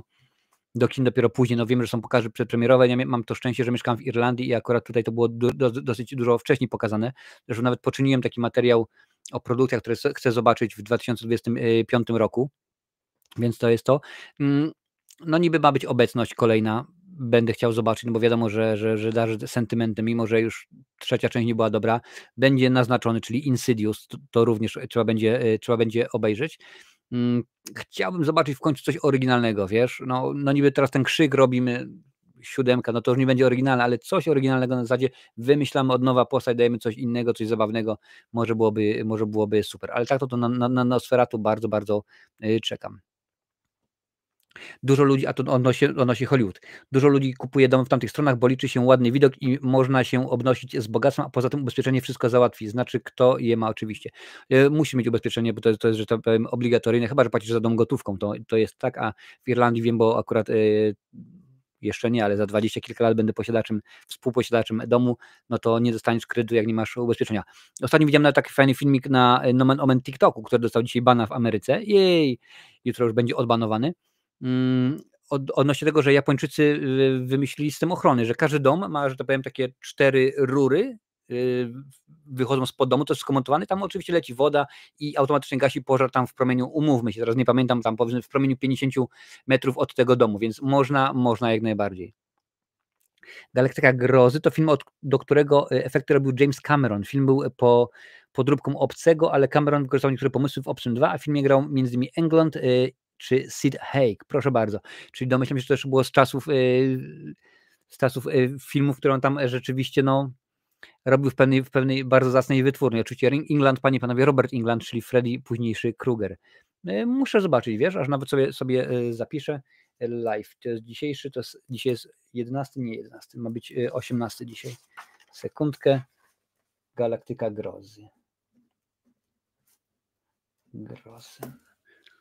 Ein Moment. bo się już bateria mu pada, to niech się ładuje. Zapamiętam sobie. Dziękuję Bizli. O, cześć Paradoks, witam Cię bardzo serdecznie, Ziomala Starnowa. Jaki jest Twój najbardziej oczekiwany film w 2025 roku? Wiesz co, jest kilka takich produkcji, jak już mówiłem wcześniej. Nie ma tak, że jest jedna tylko i wyłącznie i to wszystko. Na nic więcej nie oczekuję.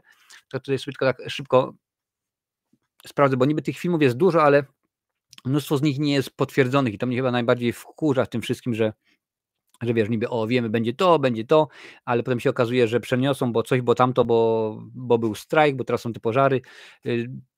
No i zobaczymy, jak to będzie. Tutaj tak patrzę na moją ikonkę, tutaj widzę, że jest między innymi Kapitan Ameryka, jest Brutalista chyba. To byłaby ta produkcja, która jest najbardziej nieoczywista, bo sam film w sobie jest bardzo nieoczywisty, bardzo, bardzo dziwny, bardzo inny. Więc wydaje mi się, że to byłaby taki film, który bym chciał zobaczyć jak najbardziej.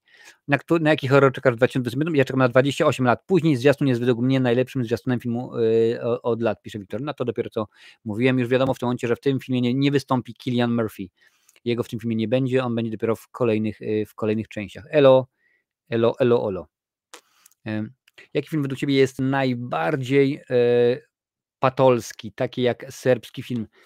Wiesz co, ja nie uznaję serbskiego za bardzo patolskiego, wbrew pozorom. Akurat tematykę, którą porusza, jest hardkorowa, aczkolwiek według mnie serbski jest dobrym filmem. Jest hardkorowym na pewno ludzka sonoga. No to wiadomo, że to jest bardzo inne niż inne powiedzmy kino. To jest rzeczywiście bardzo, bardzo dziwny. Bardzo może nie patolski, aczkolwiek takim filmem, który mnie in minus zaskoczył, to jest produkcja Tusk Kevina Smitha, między innymi z Johnny Deppem i patrzcie, teraz mi wypadło, jak się nazywa ten chłopak z Jeepers Creepers. No i za chwilę mi to oczywiście do głowy wróci, więc rzeczywiście tak to jest. Witam Cię, Dekli, bardzo serdecznie na TikToku, więc tak to jest. Ja staram się takich filmów nie oglądać, wiesz, Karol, ogólnie ja nie jestem fanem właśnie produkcji spod znaku serbskiego, ludzkiej stonogi, Terrifiera, to dla mnie jest troszeczkę hardkorowość, wiesz, akurat nie jestem fanem tego, żeby takie rzeczy oglądać. Obejrzę, ale najczęściej jest tak, że obejrzę po prostu raz i to wszystko, dziękuję bardzo i nie chcę tego więcej widzieć, bo dla mnie to jest przeginka. Ja muszę się cieszyć, lubić to, co oglądam, co nie? No nawet jeżeli to jest to przysłowiowe Dzieci Kukurydzy, gdzie po prostu jest masakra, no to przynajmniej potem mam uciechę robiąc recenzję, bo mogę wyjechać z tym, a tutaj nagle jak oglądasz i wiesz, i powiedzmy, może nie, że zbiera mnie na wymioty, tylko po prostu nie czuję się komfortowo, a wydaje mi się, że ostatnimi czasy, no to widzicie zresztą po mojej twarzy słowo komfortowo to jest chyba klucz, no to jakoś tak nie jestem tak bardzo zainteresowany. Witam Cię, Bobek24, siema zio, fajnie, że jesteś. Akurat Panie i Panowie, w tym momencie gadamy sobie jeszcze, odpowiadam na Wasze pytania i zobaczymy, co zaraz się wykluje.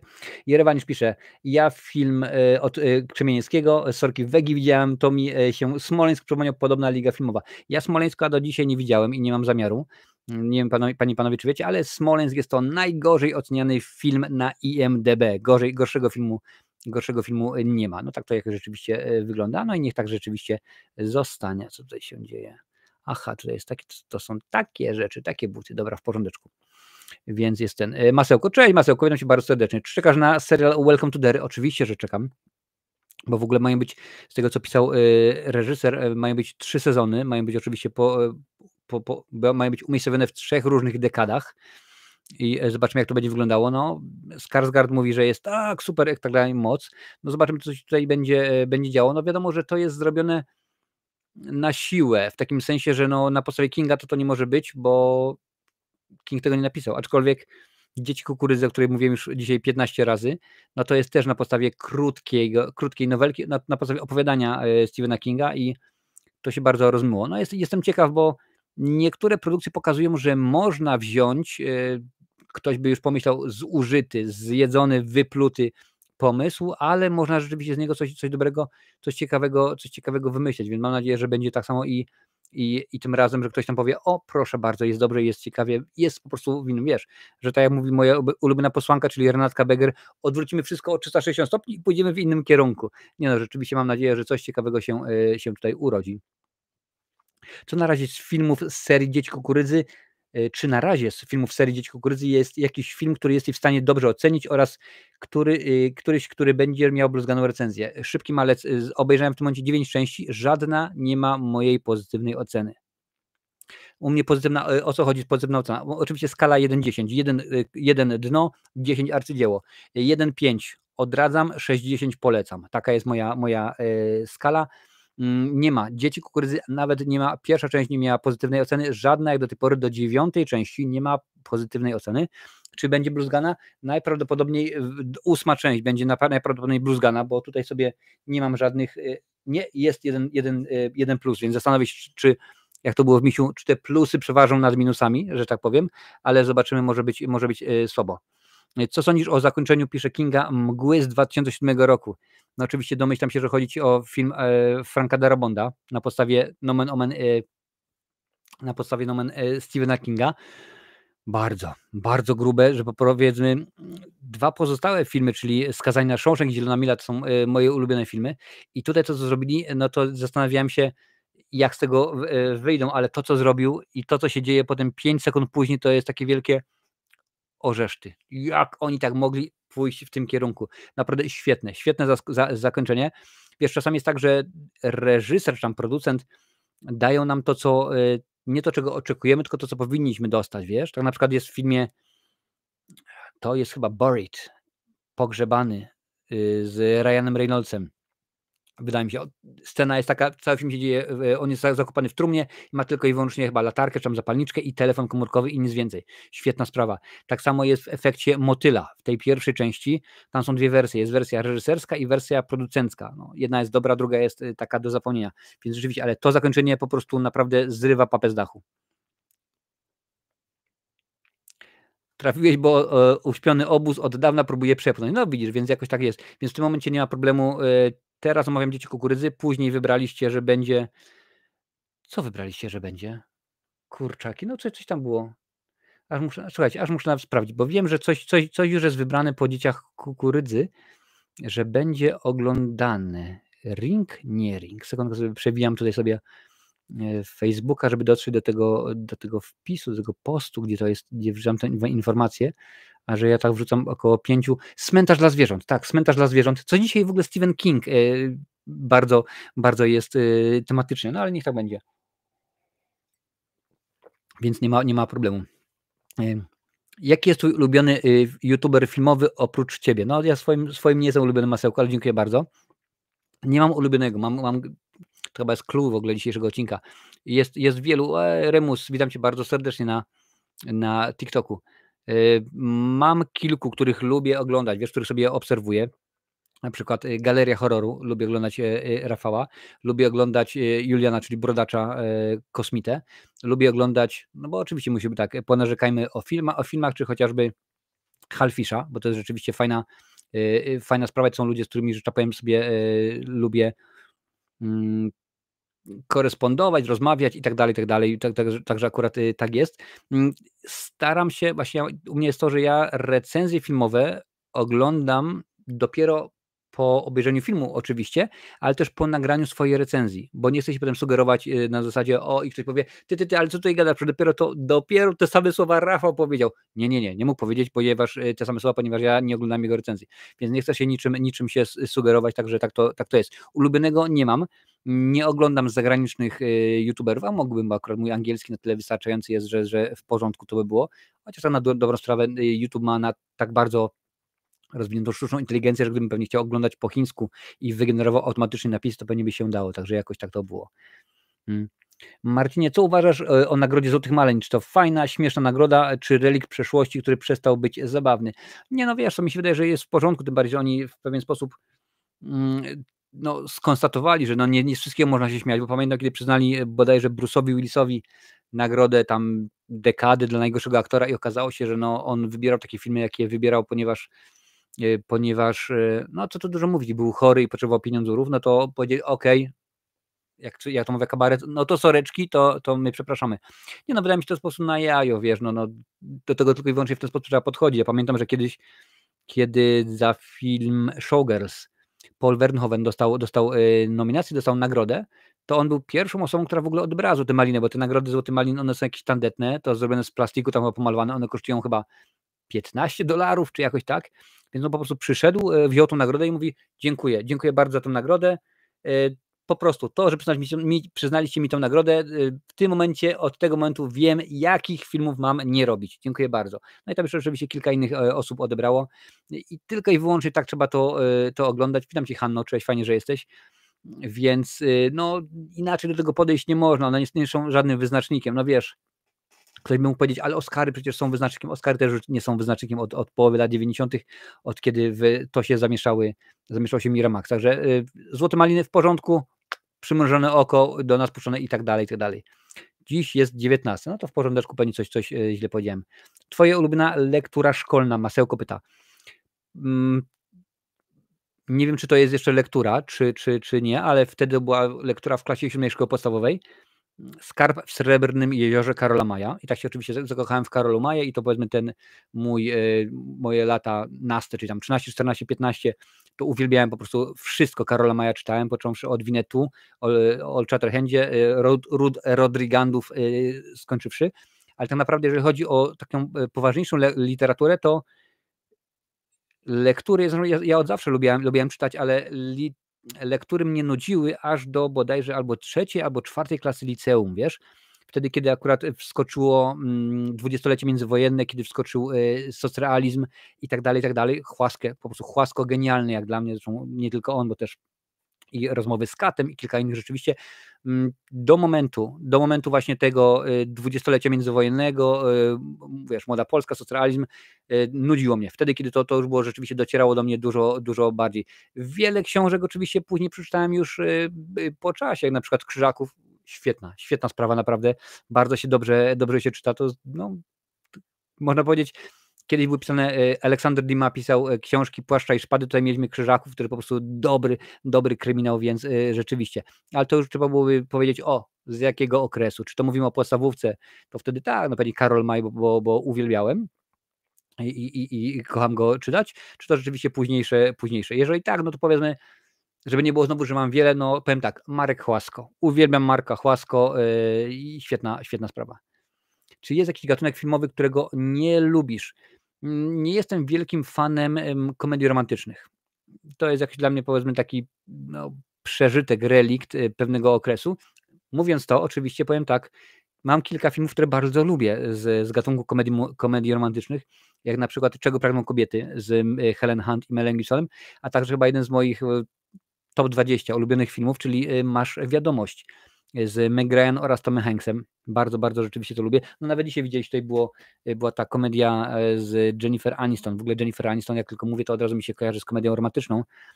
Też rzeczywiście jest, więc ja bym miał powiedzieć, to nie lubię właśnie tego. No nie lubię tych takich już hardkorowych filmów. Ja no nie wiem, czy one pewnie mają swój podgatunek, ale nie mogę go powiedzieć. Na początku jest tam coś odnośnie torturowanie, a później jest na P takie 4-literowe słowo w filmach dla dorosłych, więc to też nie jest moja para kaloszy, że tak powiem. Aha, światło mi tam miga, widzę. Tutaj gdzieś na dole, dobrze. Okej, w porządku. A tu nikt nie spawa, spokojnie. Więc to też rzeczywiście nie byłaby rzecz, którą bym chciał oglądać codziennie i to naprawdę staram się unikać, bo te właśnie filmy, z poznaku czy to ludzkiej stonogi, czy to powiedzmy serbskiego, takich rzeczy nie oglądam. No może poza serią Piła, aczkolwiek dla mnie Piła jest jeszcze lekka w porównaniu do tego wszystkiego. To jest tak, że na przykład jak powiedzmy oglądam sobie swój, że powiem, prywatnie film, to znaczy nie tak, że muszę zrobić recenzję albo coś takiego, to na przykład nie wybieram takich produkcji.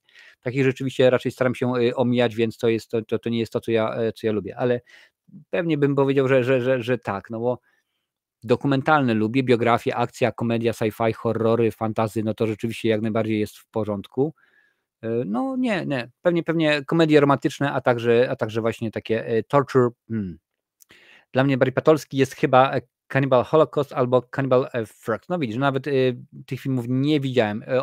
O tym pierwszym kojarzę, bo tam pamiętam była dosyć konkretna jazda, że tam niby użyto prawdziwych, że tak powiem, ludzi, ale to pamiętam.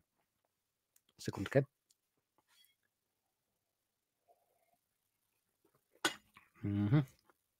Już tutaj patrzę. Karol dzisiaj bardzo aktywny, dziękuję bardzo. W ogóle naduście łapę, jeżeli jeszcze tego nie zrobiliście, będzie mi niezmiernie miło. Jaka jest twoja ulubiona bądź poprawna, zaadaptowana książka, a która najgorsza? No oczywiście, jeżeli chodzi o adaptację, no to powiem te, które uwielbiam, no czyli mówiłem już wcześniej, Zielona Mila i Skazani na Shawshank, mimo że Skazani na Shawshank to nie jest jedna książka, tylko to jest kilka, z tego co pamiętam, opowiadań, ale to po prostu lubię, uwielbiam. Ubolewam na tym na przykład, że był taki okres, kiedy twórczość Stephena Kinga, a także Deana Kuntza no, miały wielki problem, żeby mieć dobrą adaptację, bo po prostu większość to było albo złe, albo bardzo złe. No ale tak to jak to rzeczywiście jest już zrobione. Ulubiona to byłoby to, ale powiem tak, jest nawet inaczej. No nie zdarza się, albo bardzo, bardzo, bardzo, bardzo, bardzo, bardzo rzadko się zdarza, żeby film był lepszy niż książka. A akurat mam taką jedną książkę, którą uwielbiam, ale film wydaje mi się, że jest jeszcze lepszy. To jest oczywiście mowa o tak, to jest Świętoszek Moliera albo Skąpiec. Patrzcie, teraz mi zapomniałem. Muszę nawet sprawdzić, bo to jest oczywiście z Louis de Finesem.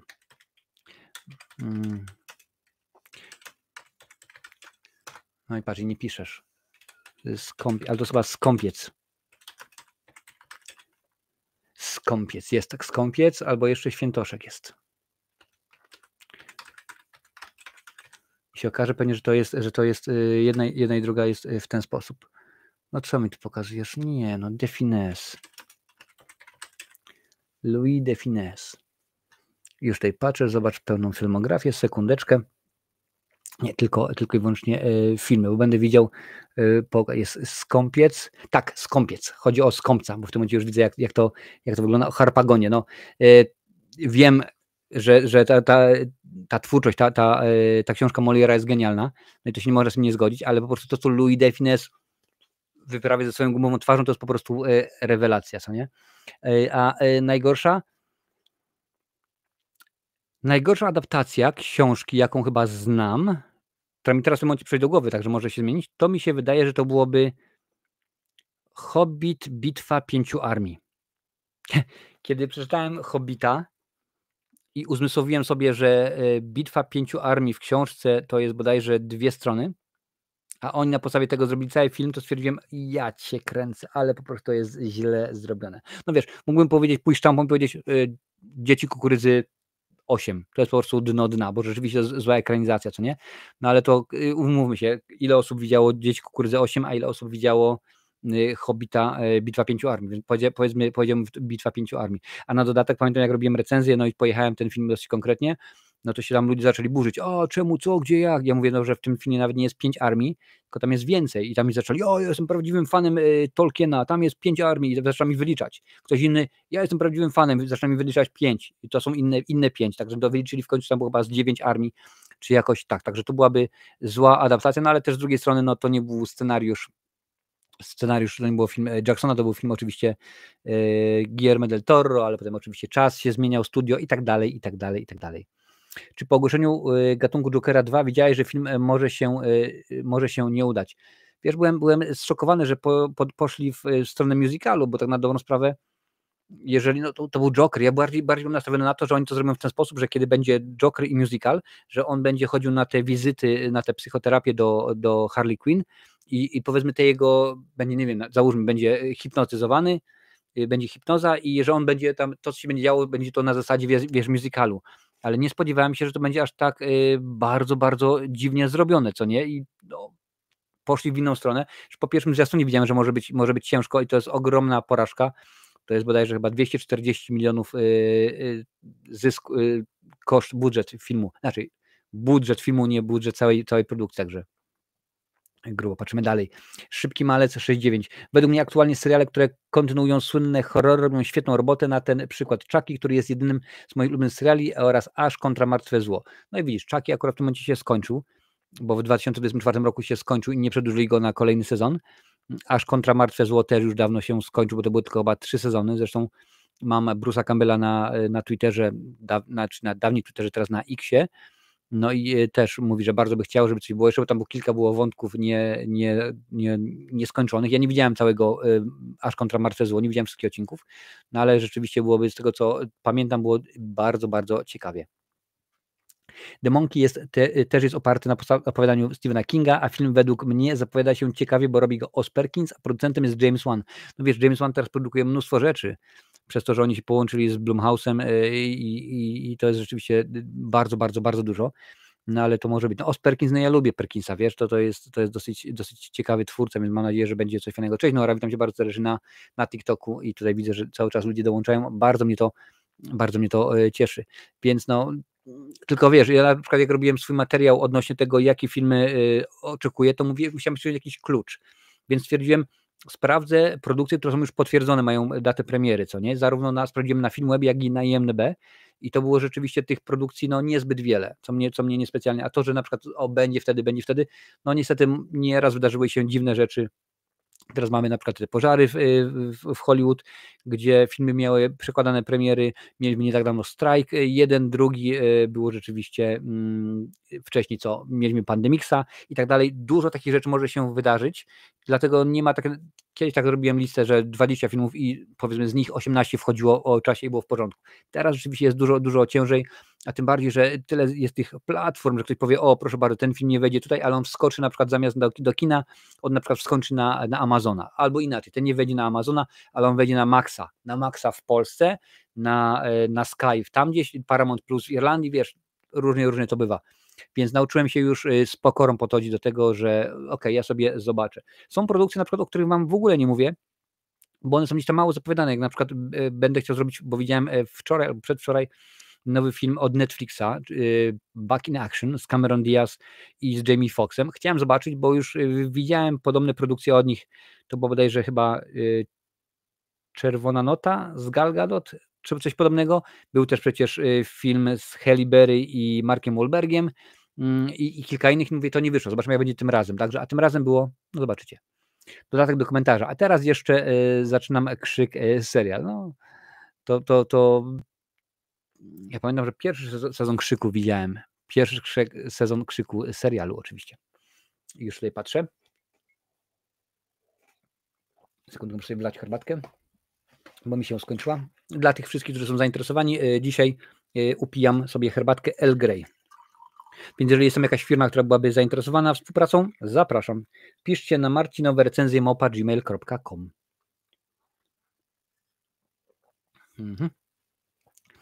I jak widzisz przyszłość filmów i seriali superbohaterskich, uważasz, że nadal będą oglądane, czy uważasz, że ich czas się kończy i czeka je posłucha, zważywszy na poziom niektórych produkcji? W tym momencie rzeczywiście jest bardzo słabo. Zresztą ostatnio DC wbiło szpilę, bo tam było zapytanie do właśnie Jamesa Gunna, czy będzie aż, jeżeli chodzi o DCU, czy będzie tyle samo produkcji, co z Marvela, a on mówi, nie. U nas żadna produkcja nie dostanie zielonego światła, dopóki nie będzie mieć dobrego scenariusza, więc tutaj rzeczywiście jest było.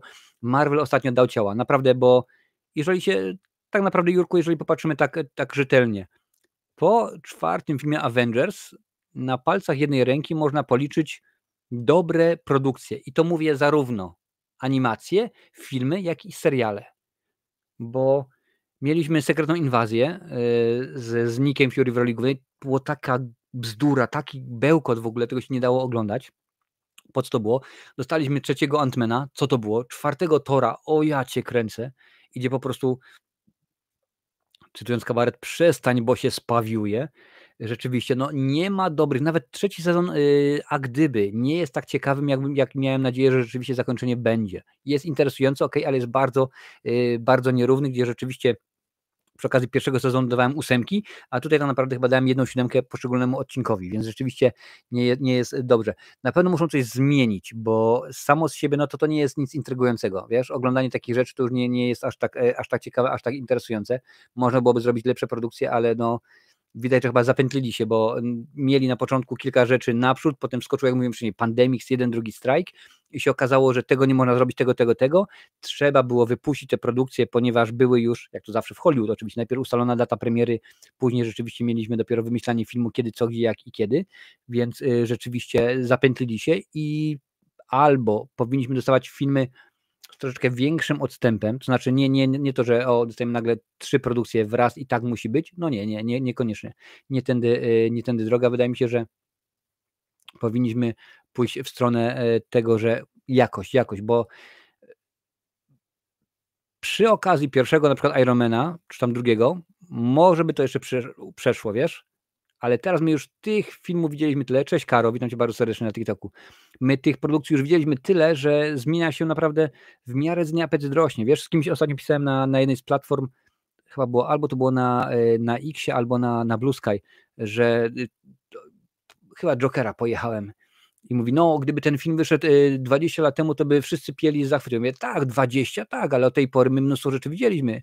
Ja mówię, gdyby na przykład wziąć te filmy, które mamy, Avengera mówimy, dobra, wziąć 4 części Avengera i pokazać ludziom te filmy w takiej jakości, jak są teraz, powiedzmy ludziom z okresu roku 1910. To przecież to byłby kosmos. Oni by odjechali, oni by nie wiedzieli, co się dzieje. Przypomnę tylko, że kiedy bracia Limie pokazali film Wjazd pociągu na stację, to ludzie zaczęli uciekać, bo nie wiedzieli, co to jest perspektywa. I myśleli, że ten pociąg wjedzie do kina i że ich rozjedzie, a nie, że po prostu przejedzie ich przed nosem. Więc oczywiście, że tak, od tego wszystkiego to się zmienia. I w miarę jedzenia apetyt rośnie, to już w tym momencie nie wystarczy dać nam świetnych efektów specjalnych, mimo że akurat Marvel z tym kuleje, to jest coraz bardziej. Yellow Jacket, daj spokój, Yellow Jacket w Ant-Manie, czy chociażby oko tutaj u doktora Strange'a. Proszę cię, jak to wygląda. Więc rzeczywiście wydaje mi się, że coś muszą zrobić, muszą poprawić jakość i musi być tego mniej, bo jeżeli weźmiemy teraz pod uwagę właśnie, że Marvel tego tworzy mnóstwo na swoją platformę, czy chociażby różnego rodzaju. Mamy tutaj DC, który próbuje postawić poprzeczkę dużo wyżej, bo chociażby film z Johnsonem nie zrobił dobrej roboty. Shazam 2 też nie był świetny. Aquaman 2 był do obejrzenia i to wszystko. Więc rzeczywiście muszą postawić na jakość, bo pewnego dnia, tak samo mam nadzieję, jak to zrobimy z Disneyem, że oni nam znowu dają kolejny film aktorski w swojej wersji animacji. Niedługo będzie Śnieżka, którą mam nadzieję, że jak będzie zły, to po prostu damy upust temu i nie to, że pójdziemy się przekonać do kina, jaki jest zły, tylko po prostu będzie to porażka finansowa i kolejna, bo teraz w tym momencie już, to pisałem ostatnio na Facebooku, kolejne rzeczy oni wrzucają, kolejne jakieś tam pomysły filmowe mają tutaj jakaś zła z tego tutaj w ogóle książę masakrycznie. Także mam nadzieję, że będzie inaczej. Jacyś goście w planach. Tak, Adalet, a nawet w tym momencie mogę ci powiedzieć, ponieważ o tym wspierającym już mówiłem jakiś czas temu. Otóż już mówię, gdzie tylko znajdę ten post, żeby wiedzieć dokładnie. Gdzie to, żebym wam pokazał wam o kim mowa. Tutaj udostępnię wam ekran. Mam 2 gości, z którymi jestem wstępnie umówiony, znaczy zgodzili się jak najbardziej, tylko tak naprawdę musimy dograć szczegóły, panie i panowie. Jednym z nich jest Amadeusz Kocan, który jak tutaj widzicie jest na pokazach przedpremierowym swojego nowego filmu Droga donikąd. Amadeusz był już, z tego co pamiętam, u nas na kanale jakiś czas temu, ale umówiliśmy się, bo ja mówię, przyjdź stary, wbijesz, to pogadamy o filmie, zrobimy reklamę i będzie rzeczywiście fajnie, ale na razie ten film nie ma polskiej premiery. Kiedy będzie miał, to spotkamy się z Amadeuszem, on jest oczywiście reżyserem tego filmu, a także Karolina Głogowska, panie i panowie, która napisała Szeptankę, książkę horror, thriller właściwie, więc o tej książce powinniśmy sobie pogadać. Karolina już była u nas 2 razy na kanale przy okazji swoich poprzednich książek, więc w tym momencie tych 2 gości mam już potwierdzonych. Kiedy? To zobaczymy. Zobaczymy tak naprawdę z Amadeuszem, to jest tylko i wyłącznie zależne od tego, czy znajdzie dobrego, ciekawego dystrybutora, bo to musi być ciekawy po prostu, nie musi być nagle największy, może być na przykład, proszę bardzo, my twój film puścimy na Netflixie czy coś, może być wtedy jak najbardziej będzie, a z Karoliną też czekam właśnie na jej odpowiedź, żeby ustalić dokładną datę, bo to wiecie, jak autorka pisze książkę, to w tym momencie jest promocja i tak dalej, więc to jest grubo. Wiem, że Ewelina Kasiuba do nas wróci przy okazji kolejnej książki, ale to takie było omówione wcześniej. Jeżeli chodzi o kilka innych pozostałych osób, mam jeszcze w planach jak najbardziej, ale to akurat dopóki nie będzie nic dograne, powiem inaczej. Najpierw się o tym dowiedzą wspierający, bo taka jest zasadność, że zawsze im tutaj widzieliście, to jest post 24 grudnia, wy się o tym dowiadujecie miesiąc później, ale tak to jest, że wspierający mają pierwszeństwo, więc jak chcesz, to gdzieś tutaj jest, proszę bardzo, możesz zeskanować się. Ale pewnie będzie też kilku starych, dobrych znajomych, bo też pamiętam, że jeden z twórców musi domknąć swoją trylogię, pojawi się na tym kanale, bo skoro już mówiliśmy o najlepszych czy tam najgorszych horrorach, to też powinna być jeszcze trzecia, także zobaczymy, ale będzie rzeczywiście zasyp. Planuję, żeby był jeden twórca, jedno spotkanie przynajmniej miesięcznie. Czy chciałbyś nagrać w przyszłości jakiś wywiad z aktorem z Hollywood? No oczywiście, że tak, masełko. Zresztą to już jest za mną, bo jakiś czas temu poczyniłem rozmowę, no tak, rozmowę, niech tak będzie, wywiad, oczywiście przez internet z Kenem Carpenterem. Jest to facet, który wystąpił w trzeciej części filmu Hellraiser, także możesz sobie spokojnie znaleźć to na kanale, jest dostępne. Oczywiście rozmowa jest po angielsku, ale są polskie napisy, więc nie ma problemu, chyba że twój angielski jest na tyle dobry i mógłbyś sobie spokojnie. A jeżeli miałbym tak naprawdę powiedzieć, w tym momencie potrzebuję Rona Perlmana. Dawaj mi tutaj Rona Perlmana, czyli tak zwanego Hellboya, i z nim bardzo chętnie bym sobie pogadał, bo to jest rzeczywiście zacny aktor według mnie. Jurek pyta, jak to jest żyć w Irlandii? Dobrze, jak widzisz życie w tym kraju z perspektywy faceta mieszkającego tam kilkanaście lat. No w Irlandii mieszkam już ponad 20 lat.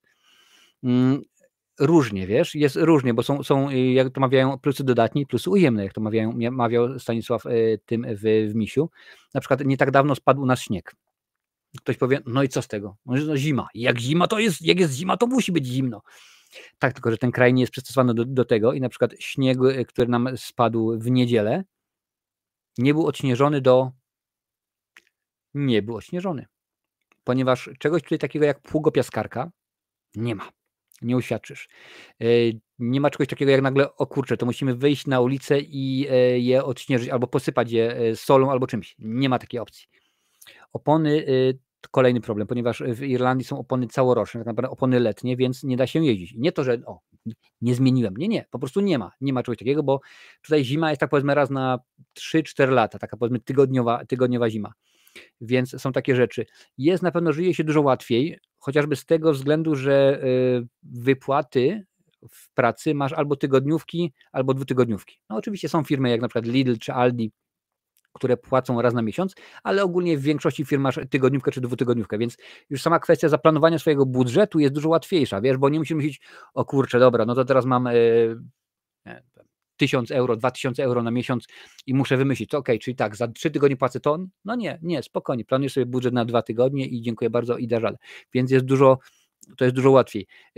Też kraj nie jest przesadnie, bym chciał powiedzieć, zbiurokratyzowany, wiesz? Przynajmniej w mieście, w którym ja mieszkam, czyli Clonmel, a to jest bardzo małe miasto, bo to jest około 15, chyba 20 tysięcy ludzi. Jak powiedziałem mojej córce, mówię, Maja, wiesz co? Wiesz, że w Tarnowie, dzielnica, w której mieszkam, czyli Strusina, ma 15 tysięcy ludzi, jest większa niż Clonmel? Nie może być. Ja mówię, no tak to rzeczywiście jest. Mówię, w jednym bloku tam mieszka kilkaset osób, więc jest dużo łatwiej. Powiedzmy, luźnie się żyje, wiesz, ludzie mają na wszystko czas, to czasami też wkurza, bo jedziesz do szkoły zawieźć dzieciaki, a to na przykład ktoś jedzie naprzeciwka, 2 auta się mijają, zatrzymają się i co słychać? I sobie gadają, wiesz, a żona co? Aha, u lekarza jest, a w porządku, a dzieci co? No widzisz, zęba był wyrwać, no elegancko, proszę bardzo, wygrali mecz w koszykówkę i tak dalej, wiesz, czasami to jest wkurzające, a czasami nie, więc ogólnie wydaje mi się, że jest luźniej. Powiem ci, ja na przykład tak nieraz patrzę, tak gadam z ludźmi w Polsce, to nie wiem, czy byłbym jeszcze w stanie się przystosować inaczej. Jakbym musiał, to bym się przystosował do tego, co jest w Polsce, ale ogólnie pewnie byłoby mi ciężko, bo na przykład znam osoby, które pojechały do Polski, mieszkając w Irlandii tam powiedzmy przez ileś lat, pojechały do Polski i wróciły, bo mówi, stary, no w Polsce się nie da żyć. No, masakra, oprócz tego, że tak Polska jest teraz podzielona przez co się dzieje powiedzmy od dekady przez polityków. Nie interesuje mnie, za którą jesteś partią, po prostu no, podzielona jest Polska, że no nie wiem, czym chciał. Tutaj na przykład ja mam totalnie wywalone na politykę. Co prawda biorę udział w wyborach lokalnych tutaj, bo mogę, bo mam rezydentem, jestem, więc ja wychodzę z założenia nic o nas bez nas, więc tak to jest, ale no trochę jest łatwiej. Są pewne rzeczy, oczywiście które no wiesz, no wyniosłem z domu i nie jest mi łatwo pewnych rzeczy przeskoczyć, no ale to już zależy od dnia. Wiesz, jak jedziesz do szkoły, do pracy i się śpieszysz i ktoś stanie i gada i w porządku, no i musisz kombinować, no to rzeczywiście jest słabo. A jeżeli masz taki dzień, że skończyłeś pracę, po prostu słoneczko świeci, czujesz się świetnie i facet sobie stanął na awaryjnych i gada się z kumplem, no to a dobra, dawaj człowieku, jedziesz, bierzesz wtedy herbatę, bo zawsze mam herbatę, najczęściej w przenośnym termosie, pijesz spokojnie i luzik. A poza tym, co chyba jest najfajniejsze, to mam dużą przewagę nad wami, gdyż rynek irlandzki filmowy jest bardzo, bardzo mały, naprawdę nikły, więc tak naprawdę jeżeli chodzi o aspekt kinowy, dystrybucyjny, nie istnieje, więc Irlandia jest w pewien sposób podpięta pod Wielką Brytanię i my tutaj dostajemy dużo więcej filmów wcześniej niż dotrą do Polski. Niech będzie chociażby wyznacznikiem Nosferatu, który ja Nosferatu widziałem już dawno temu, a w Polsce on dopiero będzie za czas jakiś, jeżeli w ogóle ktoś będzie oglądał, bo wcześniej jest na VOD. I tak nawet sobie tak patrzyłem na produkcję, na recenzje, które sobie mam zaplanowane, no to na przykład Wolfman, Wolfmana obejrzałem w piątek i w piątek od razu była recenzja, tak? Ale na przykład Flow, taka animacja, mam tutaj zapisane, że w Polsce będzie premiera 24, czyli w piątek, a ja już obejrzałem Better Man, czyli biografia Robiego Williamsa, obejrzana. Brutalista 31 stycznia premiera w Polsce i ja już mam obejrzane. Flight Risk 31, tutaj jeszcze akurat nie na przykład. Nosferatu, tutaj mi się z tego co pamiętam, a nawet pewnie mam zapisane, kiedy ma być premiera. Tak, Nosferatu premiera ma mieć 21 lutego, a ja już obejrzałem i opublikowałem recenzję 3 stycznia, więc pod tym względem dużo lepiej mam, dużo lepiej mam, a to jest akurat rzecz, którą bardzo lubię. No minusem na przykład jest taki też, że nie ma Maxa w Irlandii, tak? Nie ma tej platformy Max, bo rynek irlandzki należy do Sky'a, a akurat Sky ma umowę z Warner Brothers chyba do 2026 roku, więc jeszcze przez jakiś czas tam nie będzie. No zobaczymy, jak ta platforma się będzie rozrastała na całym świecie. Może w końcu kiedyś powiedzą, ok, dobra, no to my zawijamy się i wchodzi Max. Zobaczymy. Masz albo planujesz kupić książkę od twórcy kanału horrorshow.pl o filmach Videonastis, bo ja zamówiłem w dzień premiery i nie żałuję. Ta książka jest w drodze, ale nie do mnie tutaj, tylko do Polski, ponieważ Łukaszu Karasiu, jeżeli oglądasz, czemu tej książki nie można zamówić bezpośrednio do Irlandii? Powiesz mi? Dokładnie, ale ja tak czasami robię, że pewne rzeczy zamawiam, czy na przykład płyty, najczęściej to są płyty właśnie muzyczne z Empiku też. Mogę zamówić do Irlandii, gdy nagle okazuje się, że płyta powiedzmy kosztuje 50 zł, teraz strzelam i dostawa tej płyty kosztuje 50 zł. No to wtedy tak troszkę nie ma sensu, więc wysyłam je pod jeden adres w Polsce, a potem po prostu tam raz na kwartał na przykład mam paczkę. Także jak najbardziej. Może właśnie Łukasz też powinien się pojawić ze swoją książką i też ją zaprezentować na tym kanale. Dajcie znać, czy myślicie, że Łukasz z kanału horrorshow.pl powinien przyjść, pokazać swoją książkę i pokazać. Czego pragną kobiety? Od siebie do domu też nadchodzi Polis, Aniston i Benem Stillerem. No widzisz, to oczywiście mowa o komediach romantycznych. To są o ekranizacjach gier. W tym roku mają wyjść 4 filmy oparte na grach oraz serial. Rzeczywiście w końcu doczekaliśmy się, że te gry, te filmy oparte na grach są dobre, wiesz? To w końcu nie są produkcje spod znaku Uwe Bolla. Nawet jest taka lista na tym kanale, właściwie 10 najlepszych adaptacji gier wideo, oczywiście filmowych, i 10 najgorszych. Więc jest ten, no super, wiesz, przede wszystkim cieszę się, że Sonic tak odpalił rewelacyjnie i jest świetny. Też popatrzę, na przykład Super Mario Bros. Też zacna sprawa. D&D też mi się bardzo podobała ta ekranizacja, więc jest tego dużo. No ja jestem za jak najbardziej, wiesz, ja sobie przeczę oczywiście, bo na przykład mówię, że uwielbiam Freddy'ego Krugera i chciałem zobaczyć kolejny film o Freddym Krugerze, po czym zaraz tobie powiem, ale ja bym chciał zobaczyć oryginalny horror, takie coś, wiesz. A dopiero Skruk powiedziałeś, że chcesz kontynuację tego, co nie? Mówię, że chcę nowych twórców, takich jak wiesz, współczesnych Scorsese'ów, De Palmów, Polańskich i innych tam Oliwierów Stone'ów, po czym jak najbardziej. Mówię, że kurczę, popatrzcie, robią kolejny film, a ten Scorsese mógłby sobie już dać siana, bo już jest stary i w ogóle, a Ridley Scott coś już skończył na Kill 'Em All i tak dalej, więc jak najbardziej. No niech tworzą. Ja ogólnie jestem zwolennikiem dobrego kina. Nie ma znaczenia, co to będzie, po prostu byle to było dobre, ciekawe, jeżeli tak będzie, to jestem jak najbardziej, jak to mawiał pewien prezydent, jestem za, a nawet przeciw. Pozdrawiam wszystkich na TikToku. Tutaj widzę, że Remus dołączył. Jest jeszcze kilka innych opcji. Naprawdę dajcie łapy, czy tam serducho, czy co tam się daje na tym TikToku, Instagramie, gdzie tam oglądacie. Będzie mi niezmiernie miło. A poza tym wiecie, algorytmy lubią te wszystkie rzeczy, jaka jest interakcja widzów z kanałem. Skoro widziałeś już 9 części Dzieci Kukurydzy, to 8 część jest póki co najgorszą z części. Póki co tak jest totalnym beznadzieją.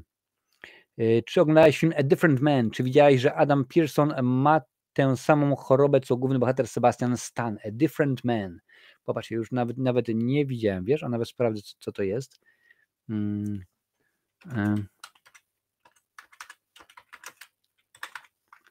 A Different Man. No i patrz, nie wyskakuje mi. Ginger Dead Man, Better Man, A Man Inside. No nie, musiałem sprawdzić. Nie widziałem takiego filmu jeszcze w ogóle. Według mnie Dzieci Kukurydzy to filmy, które ma dobre elementy, między innymi pomysł na film Izaak i Malachiasz, opening w Dinerze, które są super oddzielne, ale nie są dobrze połączone ze sobą. Wiesz co, bo to jest tak naprawdę w wielu produkcjach to jest takie bardzo dziwne stworzone z tego filmu. Ja mam na przykład odnotowane, jedna czy tam dwie produkcje, dwie sceny są fajne, tak jak mówisz, dwa pomysły, co nie, no to tam mam 8, no to żeby niczego nie spalać, tym, którzy widzieli 8 część Dzieci Kukurydzy, powiem tak, mam nadzieję, że 8 część to jest Genesis, dobry motyw z policjantem. Ci, którzy widzieli to dokładnie wiedzą, o co chodzi. I mi na przykład taka rzecz mi się podoba, tak, ale to jest jedna w całym filmie. Czy mam gdzieś tutaj coś wcześniej? Tutaj jest Better Man, nie wiem, czy tu mam jeszcze właśnie, czy jeszcze mam Dzieci Kukurydzy, Revelations, tak, na przykład. Bardzo fajny motyw z grą, z konsolą, właśnie z automatem gra The House of the Dead. Czyli ci, którzy widzieli, to jest w porządku, albo motyw dobry z kukurydzą w wannie. Więc są poszczególne rzeczy, które mi się podobają, ale jako całość to rzeczywiście nie działa i to jest trochę tak malec, że nie wiem, czy teraz tak się robi, ale dawniej tak się robiło, że kiedy na przykład był tworzony w Polsce film, to i produkowała go, albo współprodukowała go Telewizja Polska, to oni sobie od razu życzyli, żeby był stworzony też serial. Tak na przykład było z Janosikiem, z Markiem Perepeczko, tak na przykład było stworzone, jeżeli chodzi o tego nieszczęsnego Wiedźmina i wiesz, serial, świetna sprawa, dobrze zrobiony powiedzmy, a film to masz wiesz, wycięty na przykład po 20 minut z 1, 2, 3, 4 odcinka, dajesz to, wrzucasz i z tego nie powstaje nic fajnego, zamiast takich fajnych puzli powstaje ci potwór Frankensteina, wiesz? I to nie pasuje do siebie, to się nie łączy, nie zgrywa i zastanawia się, ale po co to jest, co to jest, na cholerę, co zrobili.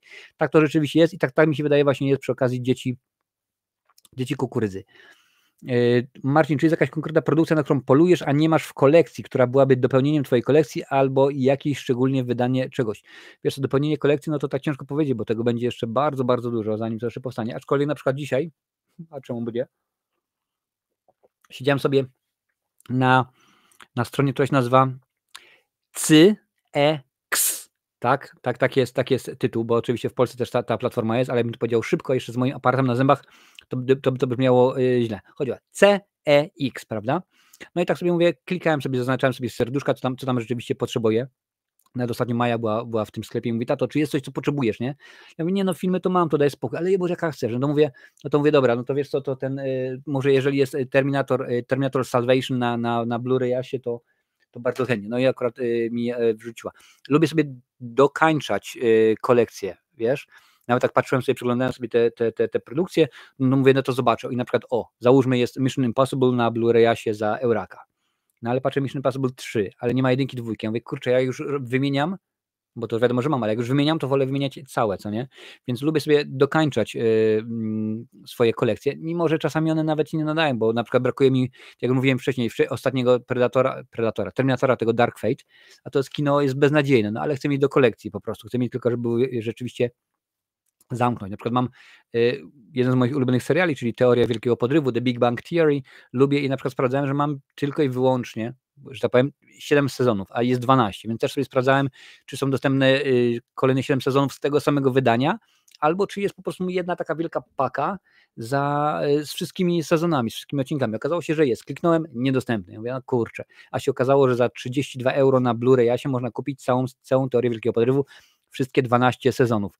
Więc nie ma czegoś takiego, że wiesz, proszę bardzo. Są produkcje, które rzeczywiście bardzo bym chciał i sobie bardzo, bardzo sobie cenię, te, które na przykład mam, jak na przykład chociażby Człowiek z kamerą, Dzigi Wiertowa, film z lat 20., bardzo stary, albo na przykład King Konga z 1933 roku, więc to jest fajna sprawa. Nawet ostatnio widziałem King Kong kontra Godzilla. Mówię, proszę bardzo, nie ten nowy, tylko ten stary. Wiesz, gumowe stroje. Mówię, sobie wezmę i sobie obejrzę, kupię, ale był w takiej cenie, że chyba stwierdziłem, nie, jeszcze nie. Aczkolwiek jest zabawnie, bo jak wchodzę właśnie do tego sklepu, czyli CEX, no to jest taki jeden sprzedawca, Damien, pozdrawiam Cię, bo i tak nie oglądasz, ale pozdrawiam Cię i mówi, Marcin, my za każdym razem jak wchodzisz, to się boimy. Ja mówię, czego się boicie? Boimy się, że Ty przeniesiesz swoją kolekcję i powiesz, ja chcę ją spieniężyć i będziemy musieli zamknąć sklep na jeden dzień, żeby tylko te wszystkie filmy policzyć, skatalogować i powiedzieć, ile możesz dać. Ja mówię, słuchaj, to się nie wydarzy. W każdym razie dużo jest takich produkcji, wiesz, u mnie są okresy, że na przykład stwierdzę, no to tym razem chcę sobie dokupić filmy powiedzmy, Martina Scorsese, no i będę polował na takie, a nie inne produkcje. Czasami jest tak, że kupię sobie film, a potem nagle, o proszę bardzo, patrz, wyszło wydanie, tak jak na przykład z Predatorem jest, prawda? Predatora mam chyba z 5 albo 6 różnych wydań, tak jak zresztą Szymon na przykład z kanału Język Filmu ma tak z Terminatorem, jak mam z Predatorem, że mnóstwo mam różnego rodzaju, bo ja to kolekcjonuję, bo ja lubię, bo to jest rzeczywiście mój konik i jego bardzo uwielbiam. W ogóle nie pokazałem wam, dostałem od Mikołaja Supermana figurkę, taka zapakowana, to można tym razem. Albo Supermana, albo Jokera, bo ta nie pamiętam, która już była, którą dostałem, ale to może pokażę następnym razem. Co sądzisz o zmianie w szkołach i zmniejszeniu liczby lekcji? Uważasz, że pani minister dobrze robi? Wiesz co, ciężko mi stwierdzić, bo moje miśki oczywiście siłą rzeczy chodzą do szkoły irlandzkiej i one mają bardzo dużo wolnego, no ale to już akurat tak to jest, teraz było zasypane to, bo była temperatura -2 i było nieprzejezdne, no to mieli tydzień wolnego w szkole, także super, po prostu rewelacja. Wiesz co, no ja jak chodziłem do szkoły, to mnie czasami wkurzało, to najczęściej było w piątki, akurat jakoś tak mieliśmy, że w piątki chodziliśmy do szkoły na wpół do 2:00, 1:30 na przykład i siedzieliśmy w szkole, to w liceum było, i siedzieliśmy do ostatniej lekcji, czy do 19:15 i to zawsze bardzo wkurzało. Zawsze jednego kolegę, który musiał biec na pociąg, bo akurat miał ostatni pociąg i musiał nim dojeżdżać 45 minut, a jak nie zdążył na pociąg, to musiał czekać godzinę na autobus, który to się wlekł, PKS 1,5 godziny, więc słabo. Wiesz, jest kilka rzeczy, które mi się nie podobają, na przykład stwierdzono, że dzieci nie muszą robić lekcji, dla mnie to jest głupota po prostu totalna, a zmniejszenia liczby lekcji, no o ile wam zmniejszyli? Daj znać, jak to wyglądało wcześniej i wiesz, bo jeżeli na przykład mieliście, no nie wiem, teraz strzelam, 40 godzin tygodniowo i zmniejszyli wam na przykład do 38, no to pewnie da się jakoś przeżyć. Też w zależności od tego, jakie lekcje ucięli, wiesz, czy ucięli wam polski, czy religię, czy ucięli wam historię, czy geografię, czy na przykład wiedzę o społeczeństwie, czy jak tam się to teraz nazywa. Daj znać, jak to wygląda, co wam ucięli, a jak to wygląda. Co uważasz o aktorach, pisze Jurek, aktorach, reżyserach angażujących się politycznie? Chodzi o udzielanie poparcia, mówienie, który kandydat jest dobry, a który zły, czy czasem nie jest to już zbyt nachalne? Wiesz co, ja rozumiem, że rzeczywiście ktoś może powiedzieć, o proszę bardzo, ja jestem za tym, bo podobają mi się jego poglądy, ale to się zgadza. Teraz w tym momencie prezydent elekt, który będzie od jutra zaprzysiężony, powiedział, że w Hollywood będzie miał swoich 3 ambasadorów, oni się zgodzili, to jest Sylvester Stallone, patrzcie, i wypadło mi 3 aktorów, 3 bardzo znanych aktorów, którzy mają sprawić, że Hollywood wróci do złotej ery i tak dalej, i tak dalej. Jak dla mnie to jest w tym momencie już przesada, ale to na przykład teraz widziałem Snoop Dogg jakiś czas temu przy okazji poprzedniej kadencji tegoż dżentelmena powiedział, że w ogóle kto tam występuje na imprezach jego, to jest taki, a nie inny, przy czym okazało się, że wczoraj, czy przedwczoraj sam wystąpił, także to różnie jest. Nie no, ja rozumiem, że ktoś może powiedzieć, oni mogą stwierdzić, okej, no my mamy głos, tak, my jesteśmy rozpoznawalni, jeżeli taki powiedzmy Stallone, Borys Szyc, czy ktoś inny ci wyskoczy i jest w porządku, Anna, dziękuję bardzo, że jesteś na TikToku i powie, no to my w tym momencie rozpoznajemy tą osobę, tak, no łatwiej jest, gdyby na przykład załóżmy, YouTube, tak? Jeżeli na przykład wyjdzie i Krzysztof Stanowski i powie, ja na przykład popieram tego, ani tego, to więcej osób go usłyszy z racji tego, jaki ma kanał, skąd. Jeżeli wyjdzie Marcin Skruch i powie, a ja popieram tego i tego, tak? No wiadomo, że tak to jest i tak oni są bardziej rozpoznawalni, więc wydaje mi się, że tak, może to być, ale czasami zgadza się, czasami jest przesada, czasami jest zbyt nachalne, wiesz, tak jak były czasy, kiedy Michał Wiśniewski z ich troje wyskakiwał niemalże z lodówki, tam z paprykarza szczyńskiego wszędzie.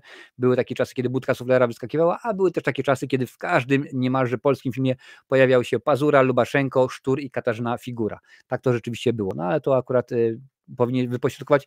Ja mam też tak, że gdy dana aktorka, dany aktor za długo, zbyt intensywnie, zbyt nachalnie, tak tutaj piszesz, agituje, to ja w tym momencie odstawiam, mówię, o nie, dziękuję bardzo, jak dla mnie przegięłaś pałę. Nie, dziękuję bardzo, odchodzisz i to wszystko. Super goście, czekam. No nie ma problemu, jak mówię, jak tylko będę wiedział o kolejnych, bo to też czasami jest tak z gośćmi, że to wy na przykład mówicie, o Marcin, patrzcie, ten youtuber zrobił to i to i to, fajnie, co nie? Na przykład dopiero co mówiłem, że Ormando teraz świetnie sobie radzi z gwiezdnowojennymi shortami. Ormando był już chyba ze 2 razy na naszym kanale, dawno go nie było, może pora zaprosić Ormando i pogadać go o tym. Może ten, może tamten. Jeżeli macie jakieś pomysły, kogo byście chcieli, tylko oczywiście w ramach powiedzmy jakiejś tam przyjętej logiki, bo jeżeli mi tutaj wyjedziecie, ty mówiłeś o książce danego Trejo, dawaj danego Trejo, niech pogadajmy. No, może być różnie z tym wszystkim. Czy będą streamy z ogrywania gier komputerowych? Pyta Masełko. Wiesz co, ja mam problem z czasem, wiesz, bo gier jest mnóstwo. Nawet wam pokazywałem no nie będę teraz sięgał, ale robiliśmy to dawniej na starym kanale, że co sobotę grywaliśmy tam powiedzmy 3-4 godziny i było pokazywane i to było akurat robione i na YouTubie i na Twitchu. Teraz jakoś mam właśnie mało czasu, tym bardziej, że ja mówię, mam mnóstwo tych recenzji do nadgonienia, też w innym kierunku idę, tutaj muszę też, jak mówiłem, zbudować tę szafkę, zmienić troszeczkę oświetlenie, tutaj poprzestawiać trochę rzeczy, więc jak już będzie, że tak powiem, wszystko porobione, to zrobię wam tour de studio, pokażę wam co i jak, ale na razie nie planuję. Jeżeli sobie myślę, powiem tak, to wszystko jest tak naprawdę, będę brzydki i wulgarny teraz powiem, ale to wszystko się rozbija o kasę, bo pamiętaj Malec, że ja mam takie dziwne założenie, że ja się nie wypowiadam o filmach, których nie obejrzałem, o płytach, których nie przesłuchałem, o książkach, których nie przeczytałem. Więc dla mnie zrobienie jednej recenzji na kanał, załóżmy, że powiedzmy trwa 12 minut, to jest około 6 godzin, żeby ją zrobić. Bo tak powiedzmy, 2 godziny trzeba przygotować tenże film, trzeba go obejrzeć, potem trzeba przejrzeć jakieś tam powiedzmy informacje. Ja lubię zawsze sprzedawać ciekawostki w trakcie recenzji, tylko nie było, że było, podobało mi się to i to i to. Nie, ja lubię na przykład powiedzieć, że wiesz, a na początku w tę rolę miał się wtedy Johnny Depp, ale potem stało się to i tak dalej, i tak dalej. Więc to trwa 6 godzin. Więc ja to muszę zrobić. Potem oczywiście jest jeszcze wrzucenie na YouTube'a, trzeba to zoptymalizować, trzeba rzeczywiście zrobić kilka tych innych rzeczy, ale na przykład gdybym miał możliwość nagrania recenzji i wysłania ją tylko i wyłącznie do mojego montażysty, czyli do Lincolna, to by mi te powiedzmy 3-4 godziny odpadły, tak? No w tym momencie Lincoln montuje dziesiątki, top 10, montuje bluzgane recenzje, bo krótko mówiąc mnie na niego nie stać. Nie stać mi na przykład, żeby powiedzieć, Lincoln, czy możesz robić na przykład mi, tak jak na przykład w tym tygodniu jest 3 recenzje tygodniowo, czy możesz mi zrobić 3 recenzje tygodniowo, czyli 12 recenzji miesięcznie, czy możesz mi zrobić? No on by pewnie powiedział, tak, dam radę, ogarnę to jakoś, nie ma problemu, no ale ja sam wiem po sobie, więc dopóki ten kanał nie będzie, mówię, będę brzydki, wulgarny, dopóki ten kanał nie będzie zarabiał więcej pieniędzy, żebym mógł powiedzieć, no to dobra, no to mam tutaj. Teraz optymalizacja. Nie muszę na przykład sam robić napisów do filmu, bo mam gościa, który się zajmuje tym i on dostaje X, Y, Z pieniędzy, co nie? I w tym momencie mam gościa od tego, mam gościa od tego. Nie muszę odpisywać na pytanie, bo na przykład mam zrobioną automatyzację albo na przykład będę odpisywał na pytania, bo dzisiaj zamiast tylko i wyłącznie montować materiały, mogę się skupić na tym, żeby poświęcić 3 godziny na odpowiadanie na pytania i tak dalej, i tak dalej. Także bardzo chętnie bym porobił te rzeczy, no ale wiesz, wszystko jest od tego, że musi, tak jak zresztą tutaj mówiłem jednokrotnie, włoska firma Vittorio Mamona, Lorenzo Casucci i Johnny Szmal musi się zgadzać. Niestety nie jesteśmy kanałem sportowym, żeby powiedzieć, mieliśmy przychodu 24 miliony, chociaż bym pewnie chciał. Aczkolwiek z tego miejsca chciałbym podziękować rzeczywiście wszystkim osobom, które współtworzą ten kanał, bo to nie jestem tylko i wyłącznie ja, panie i panowie, ale jak dobrze wiecie, są tutaj osoby, które Lincoln oczywiście, czyli Krzysiek Macuta, który zajmuje się montażem, przy okazji jest jednym z moderatorów, dziękuję bardzo. Krzysiu Lesiu, który założył i prowadzi grupę na Facebooku, a nawet gdzieś to powinienem mieć wrzucone, proszę bardzo. Tak, jest grupa Marcinowe Recenzje i to Krzysiu Lesiu ją założył i prowadzi. Jest Wiktor, który założył i prowadzi Discord, więc to też jest sprawa. To nie są moje rzeczy, ja tam powiedzmy tylko wrzucam. Oczywiście są chłopaki, którzy są moderatorami, więc ja jestem tylko i wyłącznie piękną twarzą tego kanału, jakkolwiek by to zabawnie nie zabrzmiało, ale rzeczywiście że tak powiem, poza kamerą jest jeszcze kilka innych osób, które to współtworzą. Kreolax Oskar. Dziękuję bardzo za Karol dzisiaj, dziękuję bardzo za Instagrama. Co do tego śniegu, to przyzwyczajcie się, pamiętam jak przyjechałem do UK 15 lat temu, to też nikt nie miał zimówek.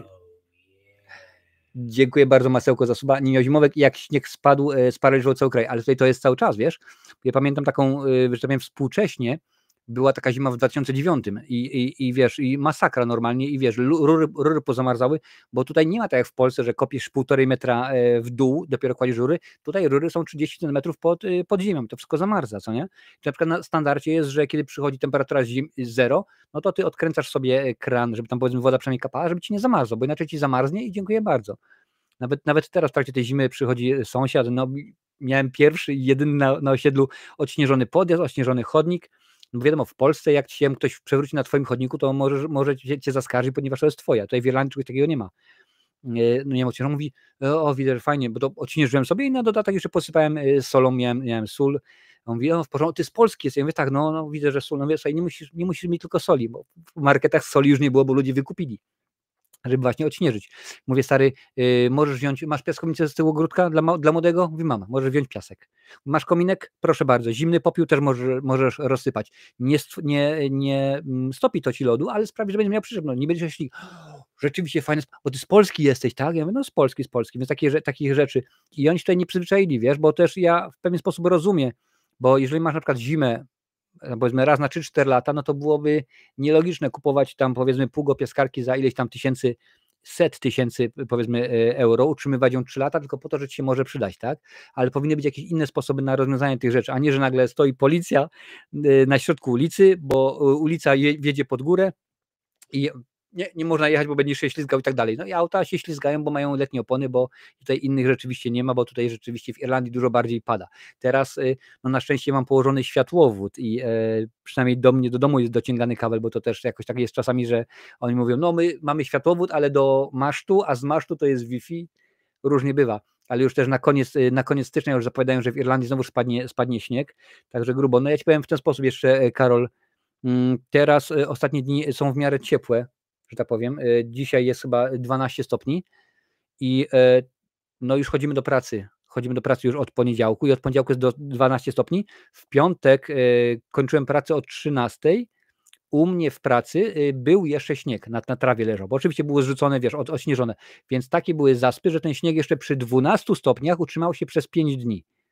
Więc to ci tutaj będę dużo mówił. No Irlandia, dziwny kraj, ale to akurat w kabarecie tak też było. Czy znasz kanał podcastowy Koszmarne Horrory prowadzony przez Juliana z kanału Brody z Kosmosu? A jeśli tak, to co chciałbyś z Julianem omówić, kiedy jakiś horror na tym kanale? Szybki Malcu i Julian tutaj już był na tym kanale.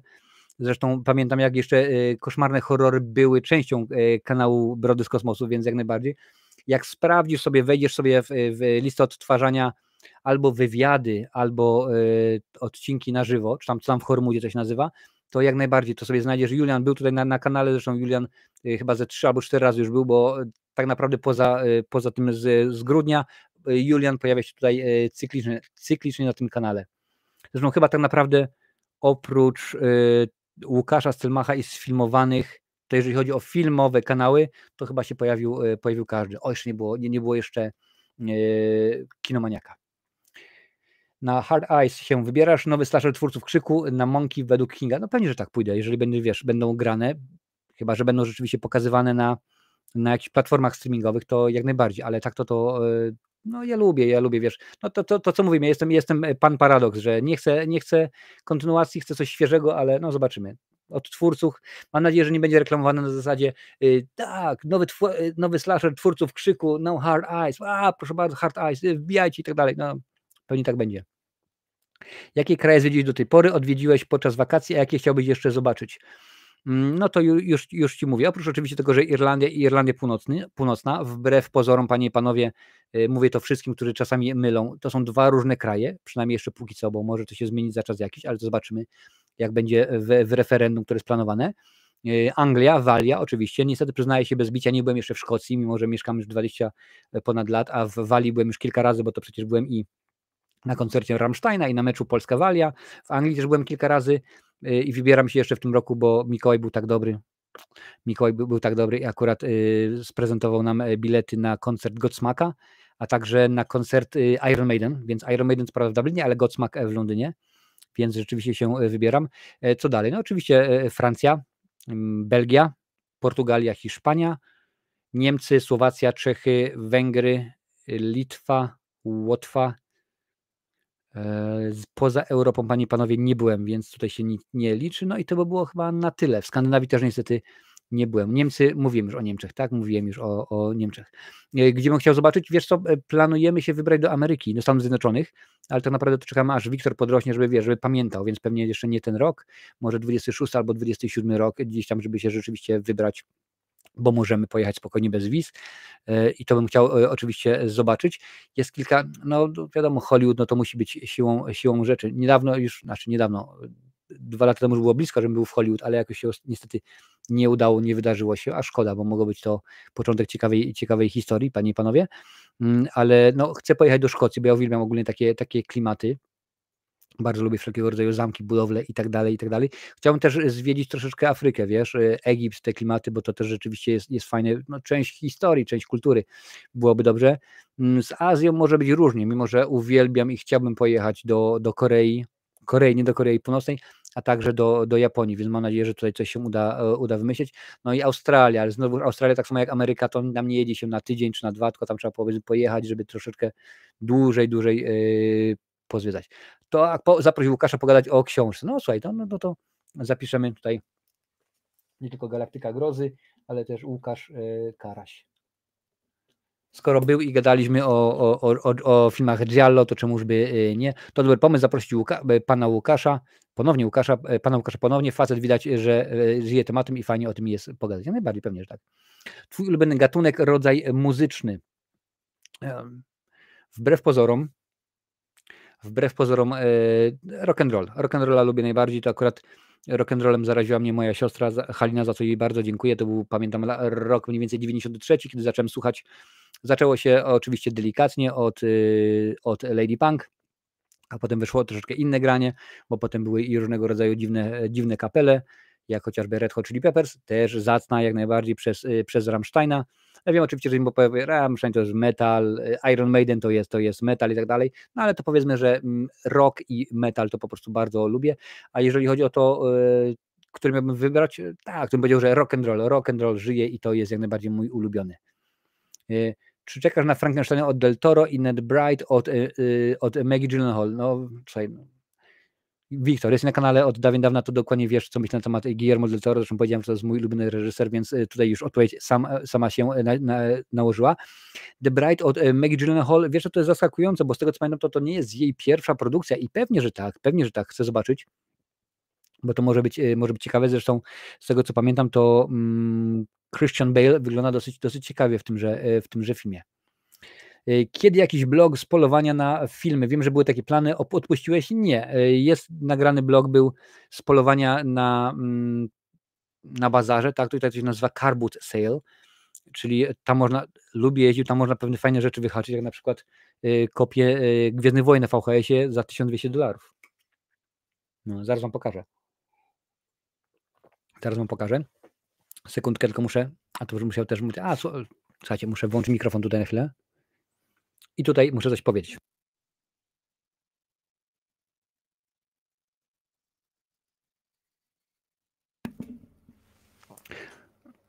Okej, już jestem, po prostu musiałem się upewnić, że mój dzieciak śpi.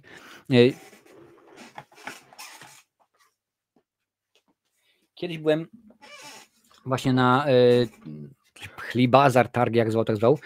No i tam byłem oczywiście po filmie i mieli coś takiego, panie i panowie. To jest, dla tych, którzy nie wiedzą, co to jest VHS, panie i panowie, no to już wam pokazuję. To jest VHS, tak? Tak, czekajcie, czy było widać? Że było widać. 3 kasety VHS. No i mówię, fajnie to wygląda, nie? Podchodzę do pani, mówię, dzień dobry pani, nie? Powiela to. Ona tak patrzy, mówi 3 po 5, to będzie 15 euro za coś takiego. Nie? Tak. Sekundkę. Maćniak, szybciutko, telefonik, Amazon, eBay. Co, że $1200? To wezmę. I się okazało, że takie rzeczy można było kupić. Z tego był nagrany materiał. Niestety Lincoln go jeszcze nie zmontował. I przyznam się bez bicia, nawet nie wiem, co jest grane. Tak, miał być jeszcze dodatkowo inny materiał odnośnie tego, jak chodzę po sklepach charytatywnych, ale pogoda nie rozpieszcza, bo jak albo jest zimno, to albo jest zimno, albo po prostu pada, a też do sklepów nie ma wejścia, bo to jest na takiej zasadzie, że raz zapytałem pani, czy mogę nagrać, ona musi się skontaktować z centralą. To proszę się skontaktować z centralą i to było jakiś rok temu czasu i ja cały czas czekam na telefon, żeby mi powiedzieli tak możesz albo nie możesz, więc to będzie najprawdopodobniej na takiej zasadzie, zresztą tutaj widzicie, to prawda, to widzą najbardziej ci z pionowego YouTube'a, ale tutaj panie i panowie, jak widzicie, jest ładny gimbal, specjalnie na to właśnie był zakupiony, specjalnie do tego celu jest przeznaczony, nie tak, proszę bardzo, poprawmy. I on właśnie po to jest i po to był kupiony, żeby rzeczywiście takie materiały nagrywać. No tylko niestety z tym jest bardzo, bardzo różnie. Odpuściłeś? Nie, to w końcu powstanie, tak samo jak mam nadzieję, że w końcu powstanie ta nieszczęsna filmowa Irlandia, ale na to mówię, potrzebuję pogody, potrzebuję jakiegoś tam fajnego momentu, żeby można było zrobić. Dziękuję bardzo. Sylvester Stallone, Mel Gibson i Jon Voight, to oni są tymi 3 ambasadorami, których prezydent elekt wybrał na to, ażeby byli jego ambasadorami nomen omen w Hollywood. Czy twoja rodzina powiedziała twoją pasję filmową, czy ma raczej inne zainteresowania? Córka uwielbia, Maja uwielbia po prostu filmy oglądać, nawet dzisiaj były koleżanki i oglądali sobie Hot Fuzz. Świetna sprawa, także Maja jak najbardziej. Moja małżowinka, no niekoniecznie, ona obejrzy film, ale ona akurat siedzi w książkach ostatnimi czasy, ale to akurat jest różnie. Także Wiktor, no on jest za mało, ma dopiero 8 lat, także będzie miał 8 lat w przyszłym miesiącu. Także jeszcze jest za mały, żeby powiedzieć, o tak, to jest to, co właśnie on lubi. Polityka nie powinna tak wchodzić do świata filmu, bo ogranicza działalność twórcom, więc mianowanie jakichś specjalnych ambasadorów do Hollywood jest głupotą, jakie mają kompetencje, co mogą realnie go zdziałać. No wiesz, to są znani aktorzy, tylko motyw jest też taki, że ja pamiętam jak przecież Parasite, tak? Dostał Oscara dla najlepszego filmu, no to ten prezydent elekt tam go zjechał. Co? Oscary powinny być przyznawane tylko amerykańskim filmom, to, tamto, siamto i w ogóle. Człowieku, zamknij ryja, ty się nie ogarniasz, to w ogóle po co takie rzeczy mówisz? Nie, dla mnie polityka powinna być rozdzielna i to wszystko i dziękuję bardzo. Sport, kultura, totalnie wiesz. No, wiadomo, że są filmy zaangażowane politycznie, ale no, to jest pewna różnica pomiędzy byciem zaangażowanym politycznie, a no a co tu dużo mówić, a powiedzmy zaangażowaniem polityków w dany motyw. Ja panie i panowie, oczywiście, że tak, przypomnę, że dzisiaj sobie odpowiadam na wasze pytanie, czyli co, gdzie, jak i kiedy, Q&A i tak dalej, i tak dalej. Gdzie to miałem? W tym momencie muszę sobie zobaczyć. Proszę bardzo i dla tych wszystkich, którzy jeszcze nie pamiętają, to jeżeli jesteś nowy na kanale, to pamiętaj o trylogii prawdziwego kinomaniaka, więc po pierwsze łapa w górę, po drugie sub, po trzecie dzwonek z opcją wszystko. Jak już mówiłem wcześniej, dużo publikuję, bardzo dużo. A wygląda na to, że w ciągu najbliższych 2 miesięcy będzie jeszcze więcej. A co będzie, to wam powiem za chwilę, panie i panowie. Gdzie tutaj mamy? Proszę bardzo. Tak. Czy czekasz na nową, nieubraną broń, w której główną rolę gra Liam Neeson, pyta Wiktor. Widzisz, jak sprytnie obszedłem algorytm? Nie czekam, bo wydaje mi się, że akurat Leslie Nielsen był świetny w tejże roli i nie wydaje mi się, żeby było to rewelacyjne. Czy obejrzę? Pewnie tak, ale to wiesz, to będzie... No nie chcę mówić, że będzie obejrzałem, żebyś ty nie musiał na przykład, co nie? Ale to nie jest tak, że jest tak, jutro wychodzi, muszę obejrzeć. No nie, spokojnie. Jeżeli nie obejrzę w dniu premiery, tylko na przykład pół roku później na Netflixie, też mi się nic nie stanie. Czy planujesz, tak jak niektórzy twórcy, uruchomić działalność na portalu typu Buy Me a Coffee? Daje się datki na rzecz twórców kanału w formie kawy, czy na razie tylko Patronite i tyle? Wiesz co, Jurku, Buy Me a Coffee, no to na takiej zasadzie to jak Patronite. Zresztą w każdym odcinku na żywo są, zresztą tutaj jak widzisz Nightbot w miarę często i sukcesywnie działa. Ja akurat mam donaty. To jest ta sama zasadność, gdzie to nawet muszę znaleźć oczywiście, żeby się pojawiło, ale tutaj widzę, że w tym momencie, o proszę bardzo, jest. Ja widzę, że jest donate, więc wystarczy na to kliknąć i to jest akurat polska firma, więc spokojnie można chyba tam płacić blikiem i tak dalej, więc wydaje mi się, że wystarczy, a jeżeli ktoś chce wejść, no wiesz, to tak naprawdę, jeżeli chcesz mnie wesprzeć donatem, to możesz wesprzeć. Tutaj widzisz, że zresztą pojawił się Wiktor, tutaj jest, to jest akurat właśnie donate i tutaj jest lista. Możesz to zrobić właśnie poprzez donate, możesz to zrobić poprzez Patronite, to już naprawdę co wolisz, jak to wyłącznie tylko i wyłącznie od ciebie zależy.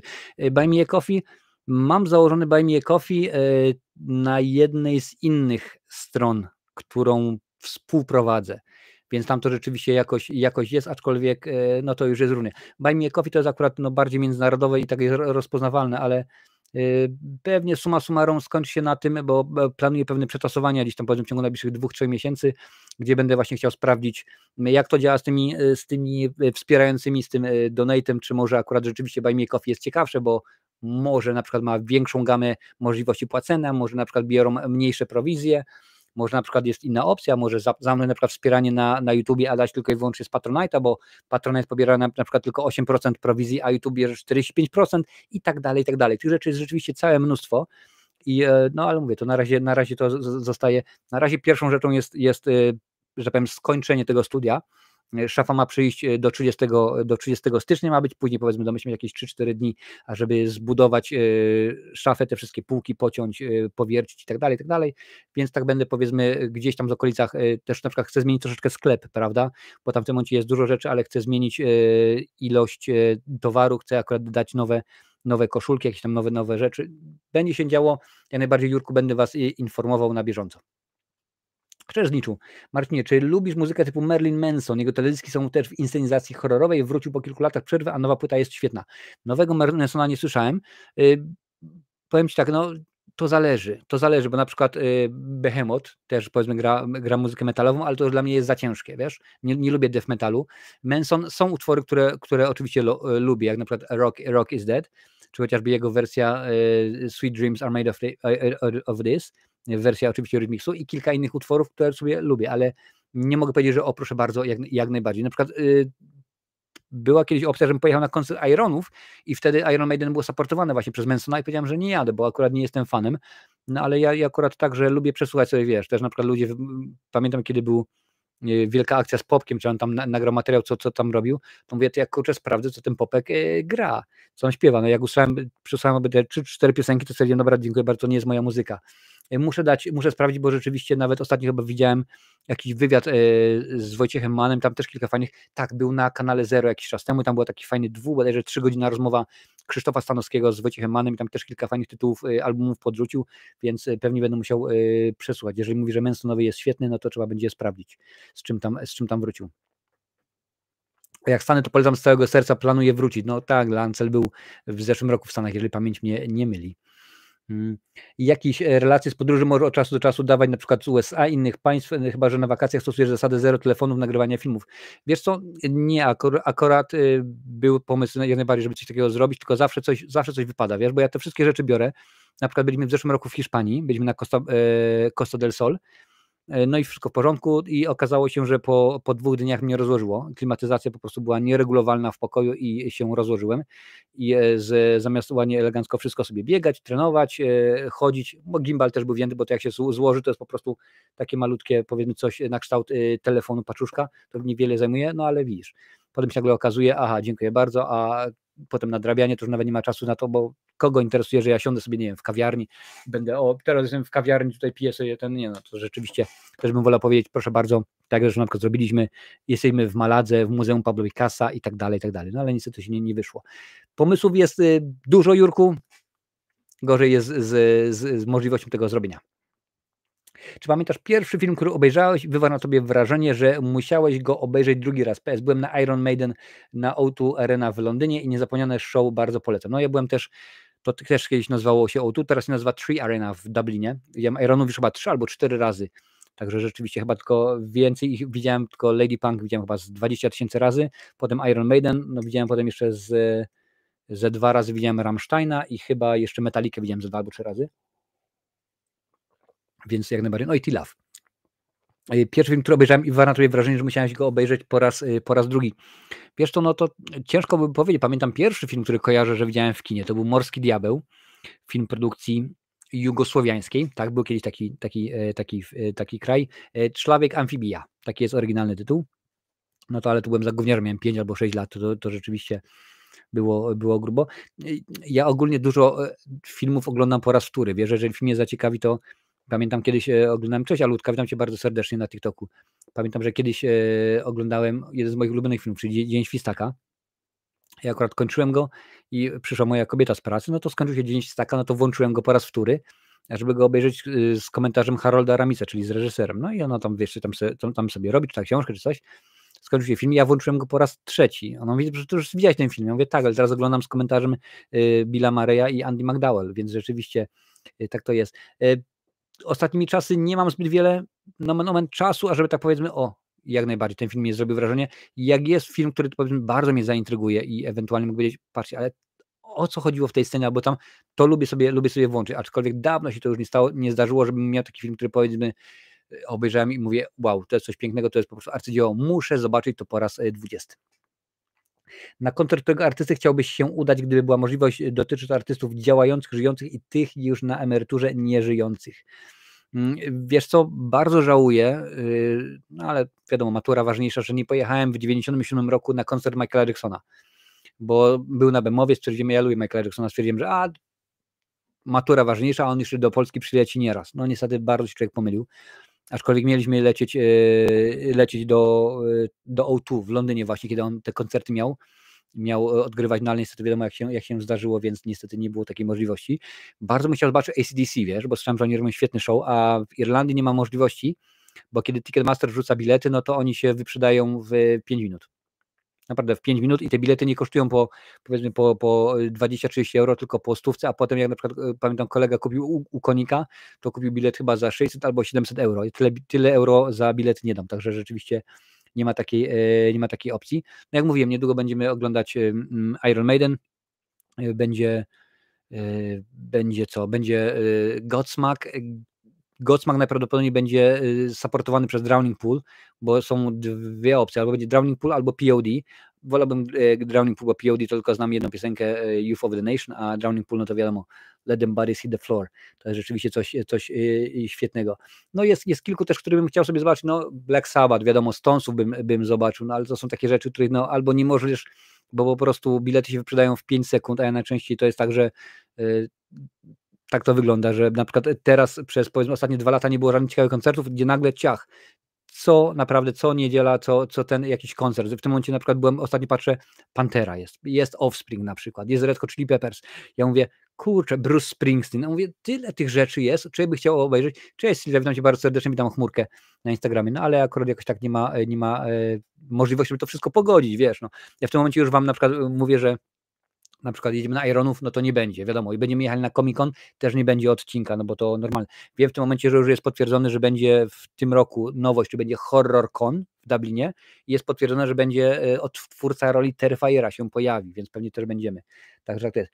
Pamiętam, że kiedyś miałem oryginalną trylogię Star Wars w wersji kinowej, panoramicznej, czyli z napisami VHS, to były czasy. To jest wersja jeszcze przed tymi pierdołami George'a Lucasa, przed tymi zmianami wszystkimi. Także no jest to stara, dobra wersja. Czy przydarzyło ci się jakaś bardzo nietypowa lub zabawna sytuacja w kinie? A to musiałbyś sprecyzować, o co chodzi, wiesz. To musiałbyś powiedzieć, ale o co chodzi? No w kinie w Tarnowie jak chodziłem, nie w kinie w Lublinie, no to tak często chodziłem, że już miałem swoje miejsce, wiesz. Także pozdrawiam kino Marzenie w Tarnowie, rząd 13, miejsce pierwsze, do tego stopnia, że jak już przychodziłem na film, to co zawsze miejsce? Ja mówię, tak, to co zawsze. A na co dzisiaj idziemy? Ja mówię, dzisiaj idziemy na nie wiem, Waleczne Serce. Więc to było tak.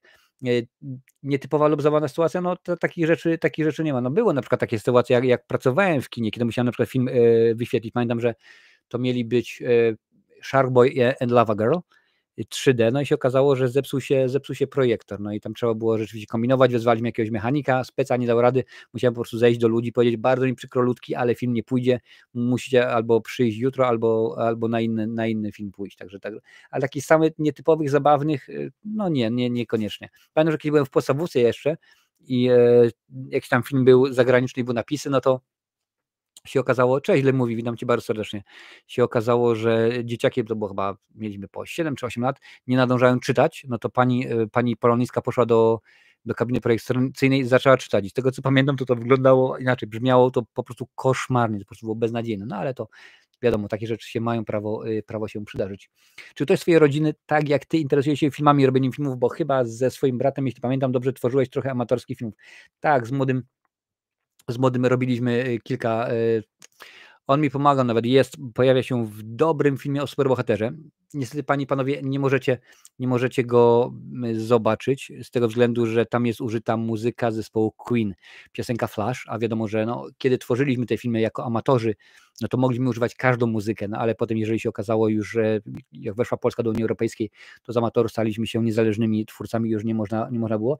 U mnie w rodzinie nie, wiesz, co prawda moja mama z tego, co mówiła mi, to lubiła robić sobie jakieś takie teatrzyki, ale ja też zresztą tak naprawdę zaczynałem od tego, że nagrywałem sobie na magnetofon, tak, ludzie, byli jak magnetofony kasetowe, nagrywałem sobie, pamiętam, akurat miałem podłączone przez czyncze do telewizora i nagrywałem sobie odcinki Smurfów, po czym tam z jakichś zeszytów wycinałem wycinałem grzyby, takie wiesz, takie duże, jakieś smerfy małe, robiłem sobie, no i tam gdzieś powiedzmy, tu była deska do prasowania, tutaj gdzieś poustawiałem to i robiłem taki teatrzyk też, więc takie już powiedzmy najwcześniejsze momenty, mm, kiedy człowiek chciał powiedzmy reżyserować, no to tam było 8-9 lat, może troszeczkę później, więc, ale nie, i póki co nie, no mówię, Maja lubi oglądać filmy, aczkolwiek ostatnio obejrzeliśmy coś i mówi, tato, czy możemy nie oglądać horrorów przez jakiś czas? Ja mówię, czemu? Bo się bałam tego filmu, bałam się tej produkcji. Obejrzeliśmy Obecność 2, bo pierwsza tak jak po kaczce, a 2 to było, ja mówię, dobrze, to Maja, następnym razem obejrzymy komedię, może obejrzymy Blues Brothers,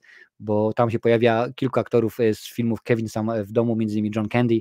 Mówię, to akurat będzie coś fajnego, inna taka odtrutka dla ciebie.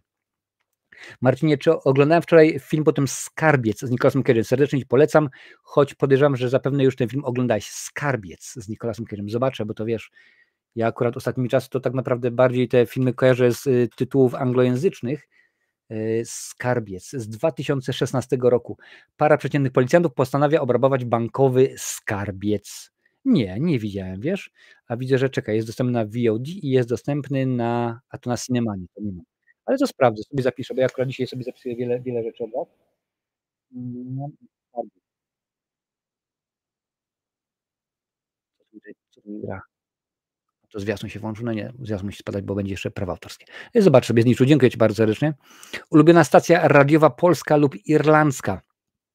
Wiesz co, jeżeli chodzi o irlandzką, to mam tylko jedną stację radiową i to jest lokalna stacja, to się nazywa chyba Tipperary Hospital Radio Station, czy jakoś tak. W każdym razie to jest taka lokalna, bardzo lokalna stacja szpitalna, no i tam puszczają muzykę i akurat jak tak jest, że DJ mają chyba te same klimaty co ja, bo na przykład jak jadę autem, to na przykład odpalają ciach, pach, proszę bardzo, a tutaj leci rock and roll. Innego razu lata 80., wiesz, albo na przykład cały zestaw muzyki funky i tak dalej, świetnie się dopasowują do tego, co ja potrzebuję. Więc to sobie bardzo lubię sobie posłuchać. Jeżeli chodzi o lokalną, to na przykład Beat FM to jest coś jak w Polsce RMF, co nie? Także to w ten sposób. Nie słucham polskiego radia, no bo wiadomo, musiałem słuchać przez internet, a ogólnie mało radia słucham, bo jak najczęściej to w aucie sobie włączam płyty, tak, taki stary jestem, że mam płyty mnóstwo, albo po prostu biorę na USB-ka sobie zgrywam sobie muzykę i odpalam i rzeczywiście to jest chyba najlepiej. W Polsce jak mieszkałem, to bardzo słuchałem RMF-u, wiesz, słuchałem bardzo często RMF-u, co sobotę chyba, tak. Martin Jędryk prowadził taką audycję Eurochart Hot 100 i przez 4 godziny od 16 do 20 prezentował 100 najlepszych europejskich utworów z poprzedniego tygodnia. Oczywiście wybiórczo, bo wiedzą, że nie wszystko. To były te czasy, między innymi, kiedy Bryan Adams, Rod Stewart i Sting nagrali piosenkę do Trzech Muszkieterów. I to było rzeczywiście wtedy, więc jak najbardziej. Lubiłem słuchać też Radia Max, to było Radio Starnowa i tam akurat co niedzielę, co piątek Łukasz Maciejewski, znany teraz krytyk filmowy, prowadził swoją audycję Kino Max, tam mnóstwo naprawdę biletów wygrałem do kina, mnóstwo różnego rodzaju gadżetów i tak dalej, więc rzeczywiście to było bardzo potrzebne. Teraz najczęściej jak jeżdżę z dzieciakami, to słuchamy Today FM, czyli to taka ogólnokrajowa stacja irlandzka, ale ja wolę wiedzieć wiadomości lokalne w zasadzie, o proszę bardzo, był wypadek na tej, a na tamtej drodze, więc nie jedź tamtędy, bo jest korek, czy coś takiego się wydarzy, więc to różnie panie i panowie wygląda. Słuchajcie, czy chcecie wiedzieć, panie i panowie, jakie recenzje mam dla was przygotowane w ciągu najbliższych 2, powiedzmy, miesięcy? Dajcie mi znać, czy akurat macie coś takiego, macie ochotę coś takiego zobaczyć, bo jeżeli tak, to wam przeczytam, co tutaj się działo, co było obejrzane i co mogę rzeczywiście, co będę chciał wam pokazać, bo tego jest dosyć sporo. Tego jest rzeczywiście bardzo dużo. Ja tylko przypomnę, że jak lubić takie live'y, my to się spotykamy co niedzielę o 20 czasu polskiego. Udostępnij ten live na swoich mediach społecznościowych, niech się niesie, niech algorytm wie, że coś tutaj się dzieje, że coś rzeczywiście śmiga i możemy jak najbardziej. Czy będzie jakiś podcast o filmie Gore? Jestem fanem tej koncepcji. Akurat rzeczywiście ja nie jestem. Już mówiłem wcześniej, to dla mnie troszkę za grubo, za dużo. Nie ma planów na razie. Prowadziliśmy z Rafałem z Galerii Horroru kiedyś taki podcast Fearcast, tam omawialiśmy różnego rodzaju filmy. Wiadomo, że oczywiście straszaki, więc się działo. Na razie nie ma takiego pomysłu. Wraz z Ormando mieliśmy też coś wymyślić, ale akurat jakoś się nie złożyło, nie zgrało się. Kilka innych koncepcji też tam gdzieś się przewijało, ale nigdy nie może dojść, no chociażby z racji tego, że ja weekendy mam wolne, akurat tak pracuję, że weekendy mam wolne, a gro właśnie osób pracuje pracuje w weekendy, a w tygodniu mają wolne, albo na przykład też jest różnica czasu, wiadomo, że ja jestem godzinę wcześniej, u mnie teraz jest 21:30, w Polsce jest 22:30, więc to akurat jest różnie. Jeżeli chodzi o podcasty, to na razie się nie dzieje nic, poza tym, że te podcasty wrzucane są tam powiedzmy z tygodniowym, dwutygodniowym czasami opóźnieniem na Spotify'a i tam wszędzie, gdzie sobie je słuchacie, ale jako tako samego z siebie brak czasu zniczu, wiesz, brak czasu i możliwość tego wszystkiego ogarnięcia, bo jakbym miał, powiem Ci tak, ja w tym momencie tworzę lub współtworzę 1, 2, 3, 4, 5, 6, 7, 8, 9 kanałów, na które tworzę lub współtworzę. Dodatkowo na kolejnych 5 kanałach jestem moderatorem i gdzieś tam się pojawiam gościnnie, więc tak naprawdę ciężko powiedzieć. Misio, cześć, witam Cię bardzo, bardzo serdecznie. Więc dużo jest rzeczy, na które nie mam czasu i które odkładam. Pamiętam nawet, że kiedy robiłem ten materiał dla Łukasza z kanału horrorshow.pl. BOBEK24, 5 zł. Tak trzymaj. Pozdro. Dziękuję bardzo, Bobek Żółwik, piąteczka dla Ciebie. Jestem Ci bardzo wdzięczny za donate'a. I wracając do tego, co mówiłem, że kiedy bodajże zgłosił się do mnie, czy bym chciał zrobić, mówię, pewnie, że tak, jak najbardziej. Wybrałem taki, a nie inny film, no to kiedy się mówi, a to spokojnie mamy czas, bo to dopiero będę tam gdzieś 2 stycznia publikował, mamy jakieś 3 tygodnie, wiesz, w porządku, nie ma problemu. Marcin, przypominam się, że jeszcze tylko 2 tygodnie. Spokojnie, nie ma problemu. Marcin, przypominam się, że jeszcze spokojnie, wiem, że tydzień nie ma czasu, nie? Marcin, ja bym chciał to jutro opublikować. Ja tak, ups, no w tym momencie, dobra, lecimy spokojnie, no to ciach, nie ma sprawy, bo rzeczywiście tego jest bardzo, bardzo, panie, panowie, bardzo, bardzo dużo. Słuchajcie, jeżeli chodzi o produkcje, które się jeszcze pojawią w tym miesiącu na kanale, no to panie i panowie, pojawi się Flow, czyli ta animacja, bo rzeczywiście bardzo, bardzo lubię. Będzie Betterman odnośnie biografii Robiego Williamsa, bo obejrzałem już jak najbardziej, jestem zadowolony. Brutalist, no bo na ten film oczekuję, bo rzeczywiście tak musi być. Nie wiem, czy się pojawi Flight Risk, bo to jest akurat film, który może niekoniecznie być w kinach, ale zobaczymy. Mam nadzieję, że będzie. Dodatkowo, panie i panowie, jest mnóstwo rzeczy, które mam już obejrzane, a jeszcze nie opublikowane. Przepraszam bardzo. Między innymi jest to film Top Secret sprzed wielu, wielu lat, ściśle tajne, z Walem Kilmerem, dobra parodia, więc to się pojawi. No oczywiście będą Dzieci Kukurydzy, no to standardowo te wszystkie, które znamy, bo to musi być, no bo to już jest środowa. Pojawi się najnowszy film Patryka Wegi, o tym panu za wschodniej granicy, i to już wam mówię w tym momencie, będzie bluzgana recenzja. Co tutaj mam więcej? Będzie Back in Action, czyli ten nowy film z Cameron Diaz, która wróciła w pewien sposób z aktorskiej emerytury i nam dała tęże produkcję razem z Jamie Foxxem, więc to będzie. Będzie oczywiście 10 najlepszych i najgorszych materiałów. To akurat montażem tego zajmuje się Lincoln. Sekundkę, tutaj sobie wezmę mój kapownik. Więc tego jeszcze jest, panie i panowie. A w dalszej perspektywie też pojawią się takie produkcje jak Sing Street. Może nie kojarzycie, ale coś takiego rzeczywiście jest. Coś takiego akurat rzeczywiście było zrobione, a oglądałem to razem z moją córką. Co tutaj mam jeszcze, żebym mógł wam powiedzieć. W ogóle w jednym z filmie Dzieci Kukurydzy pojawia się Eva Mendes. Także to też dosyć zaskakujące, panie i panowie. Nie wiem, czy wrzucę recenzję A Gdyby, czyli What If od Marvela, bo to akurat już troszeczkę za późno i nie wiem, czy mi się jeszcze chce. Resident Evil Vendetta, to jest animacja, panie i panowie, tak samo jak Resident Evil Dead Island. Możliwe, że będzie bardzo na czasie film, czyli Apprentice, czyli Sebastian Stan jako prezydent-elect, bo to akurat jest ważna sprawa. Są Minionki 4, ale to bardziej mi się wydaje koło w okolicy Minionki 5, będą tak samo jak Axel F. Poczekam, aż będzie premiera 5. części, więc może coś takiego wymyślę. Dom w głębi lasu, tak, sprzed wielu, wielu rzeczywiście lat. Oryginalna trylogia, panie i panowie, X-Menów, czyli X-Men 1, 2 i 3. Również będzie najprawdopodobniej trylogia Kryzys na nieskończonych ziemiach. To jest animacja od DC, tam też są 3 części, więc to jest bardzo rzeczywiście inna sprawa. Dokument o Sylwestrze Stallone, nomen omen pod tytułem Sly. Dokument o jednym z moich ulubionych serialów, czyli o seriali Millennium. Tytuł dokumentu Millennium After the Millennium. Justice League, no to oczywiście mówiłem. Scott Pilgrim vs. The World. To też jest kolejna produkcja, którą bym mógł i wydaje mi się, że to jest na razie tyle. Aczkolwiek pewnie powinno być więcej i tam jest więcej, ale przynajmniej niech troszeczkę tajemnicy pozostanie na ten temat tego, co się jeszcze, panie i panowie, na kanale pojawi w najbliższych miesiącach. Oczywiście o tym pierwsi się dowiedzą o tym wspierający, no ale to jest standardowo.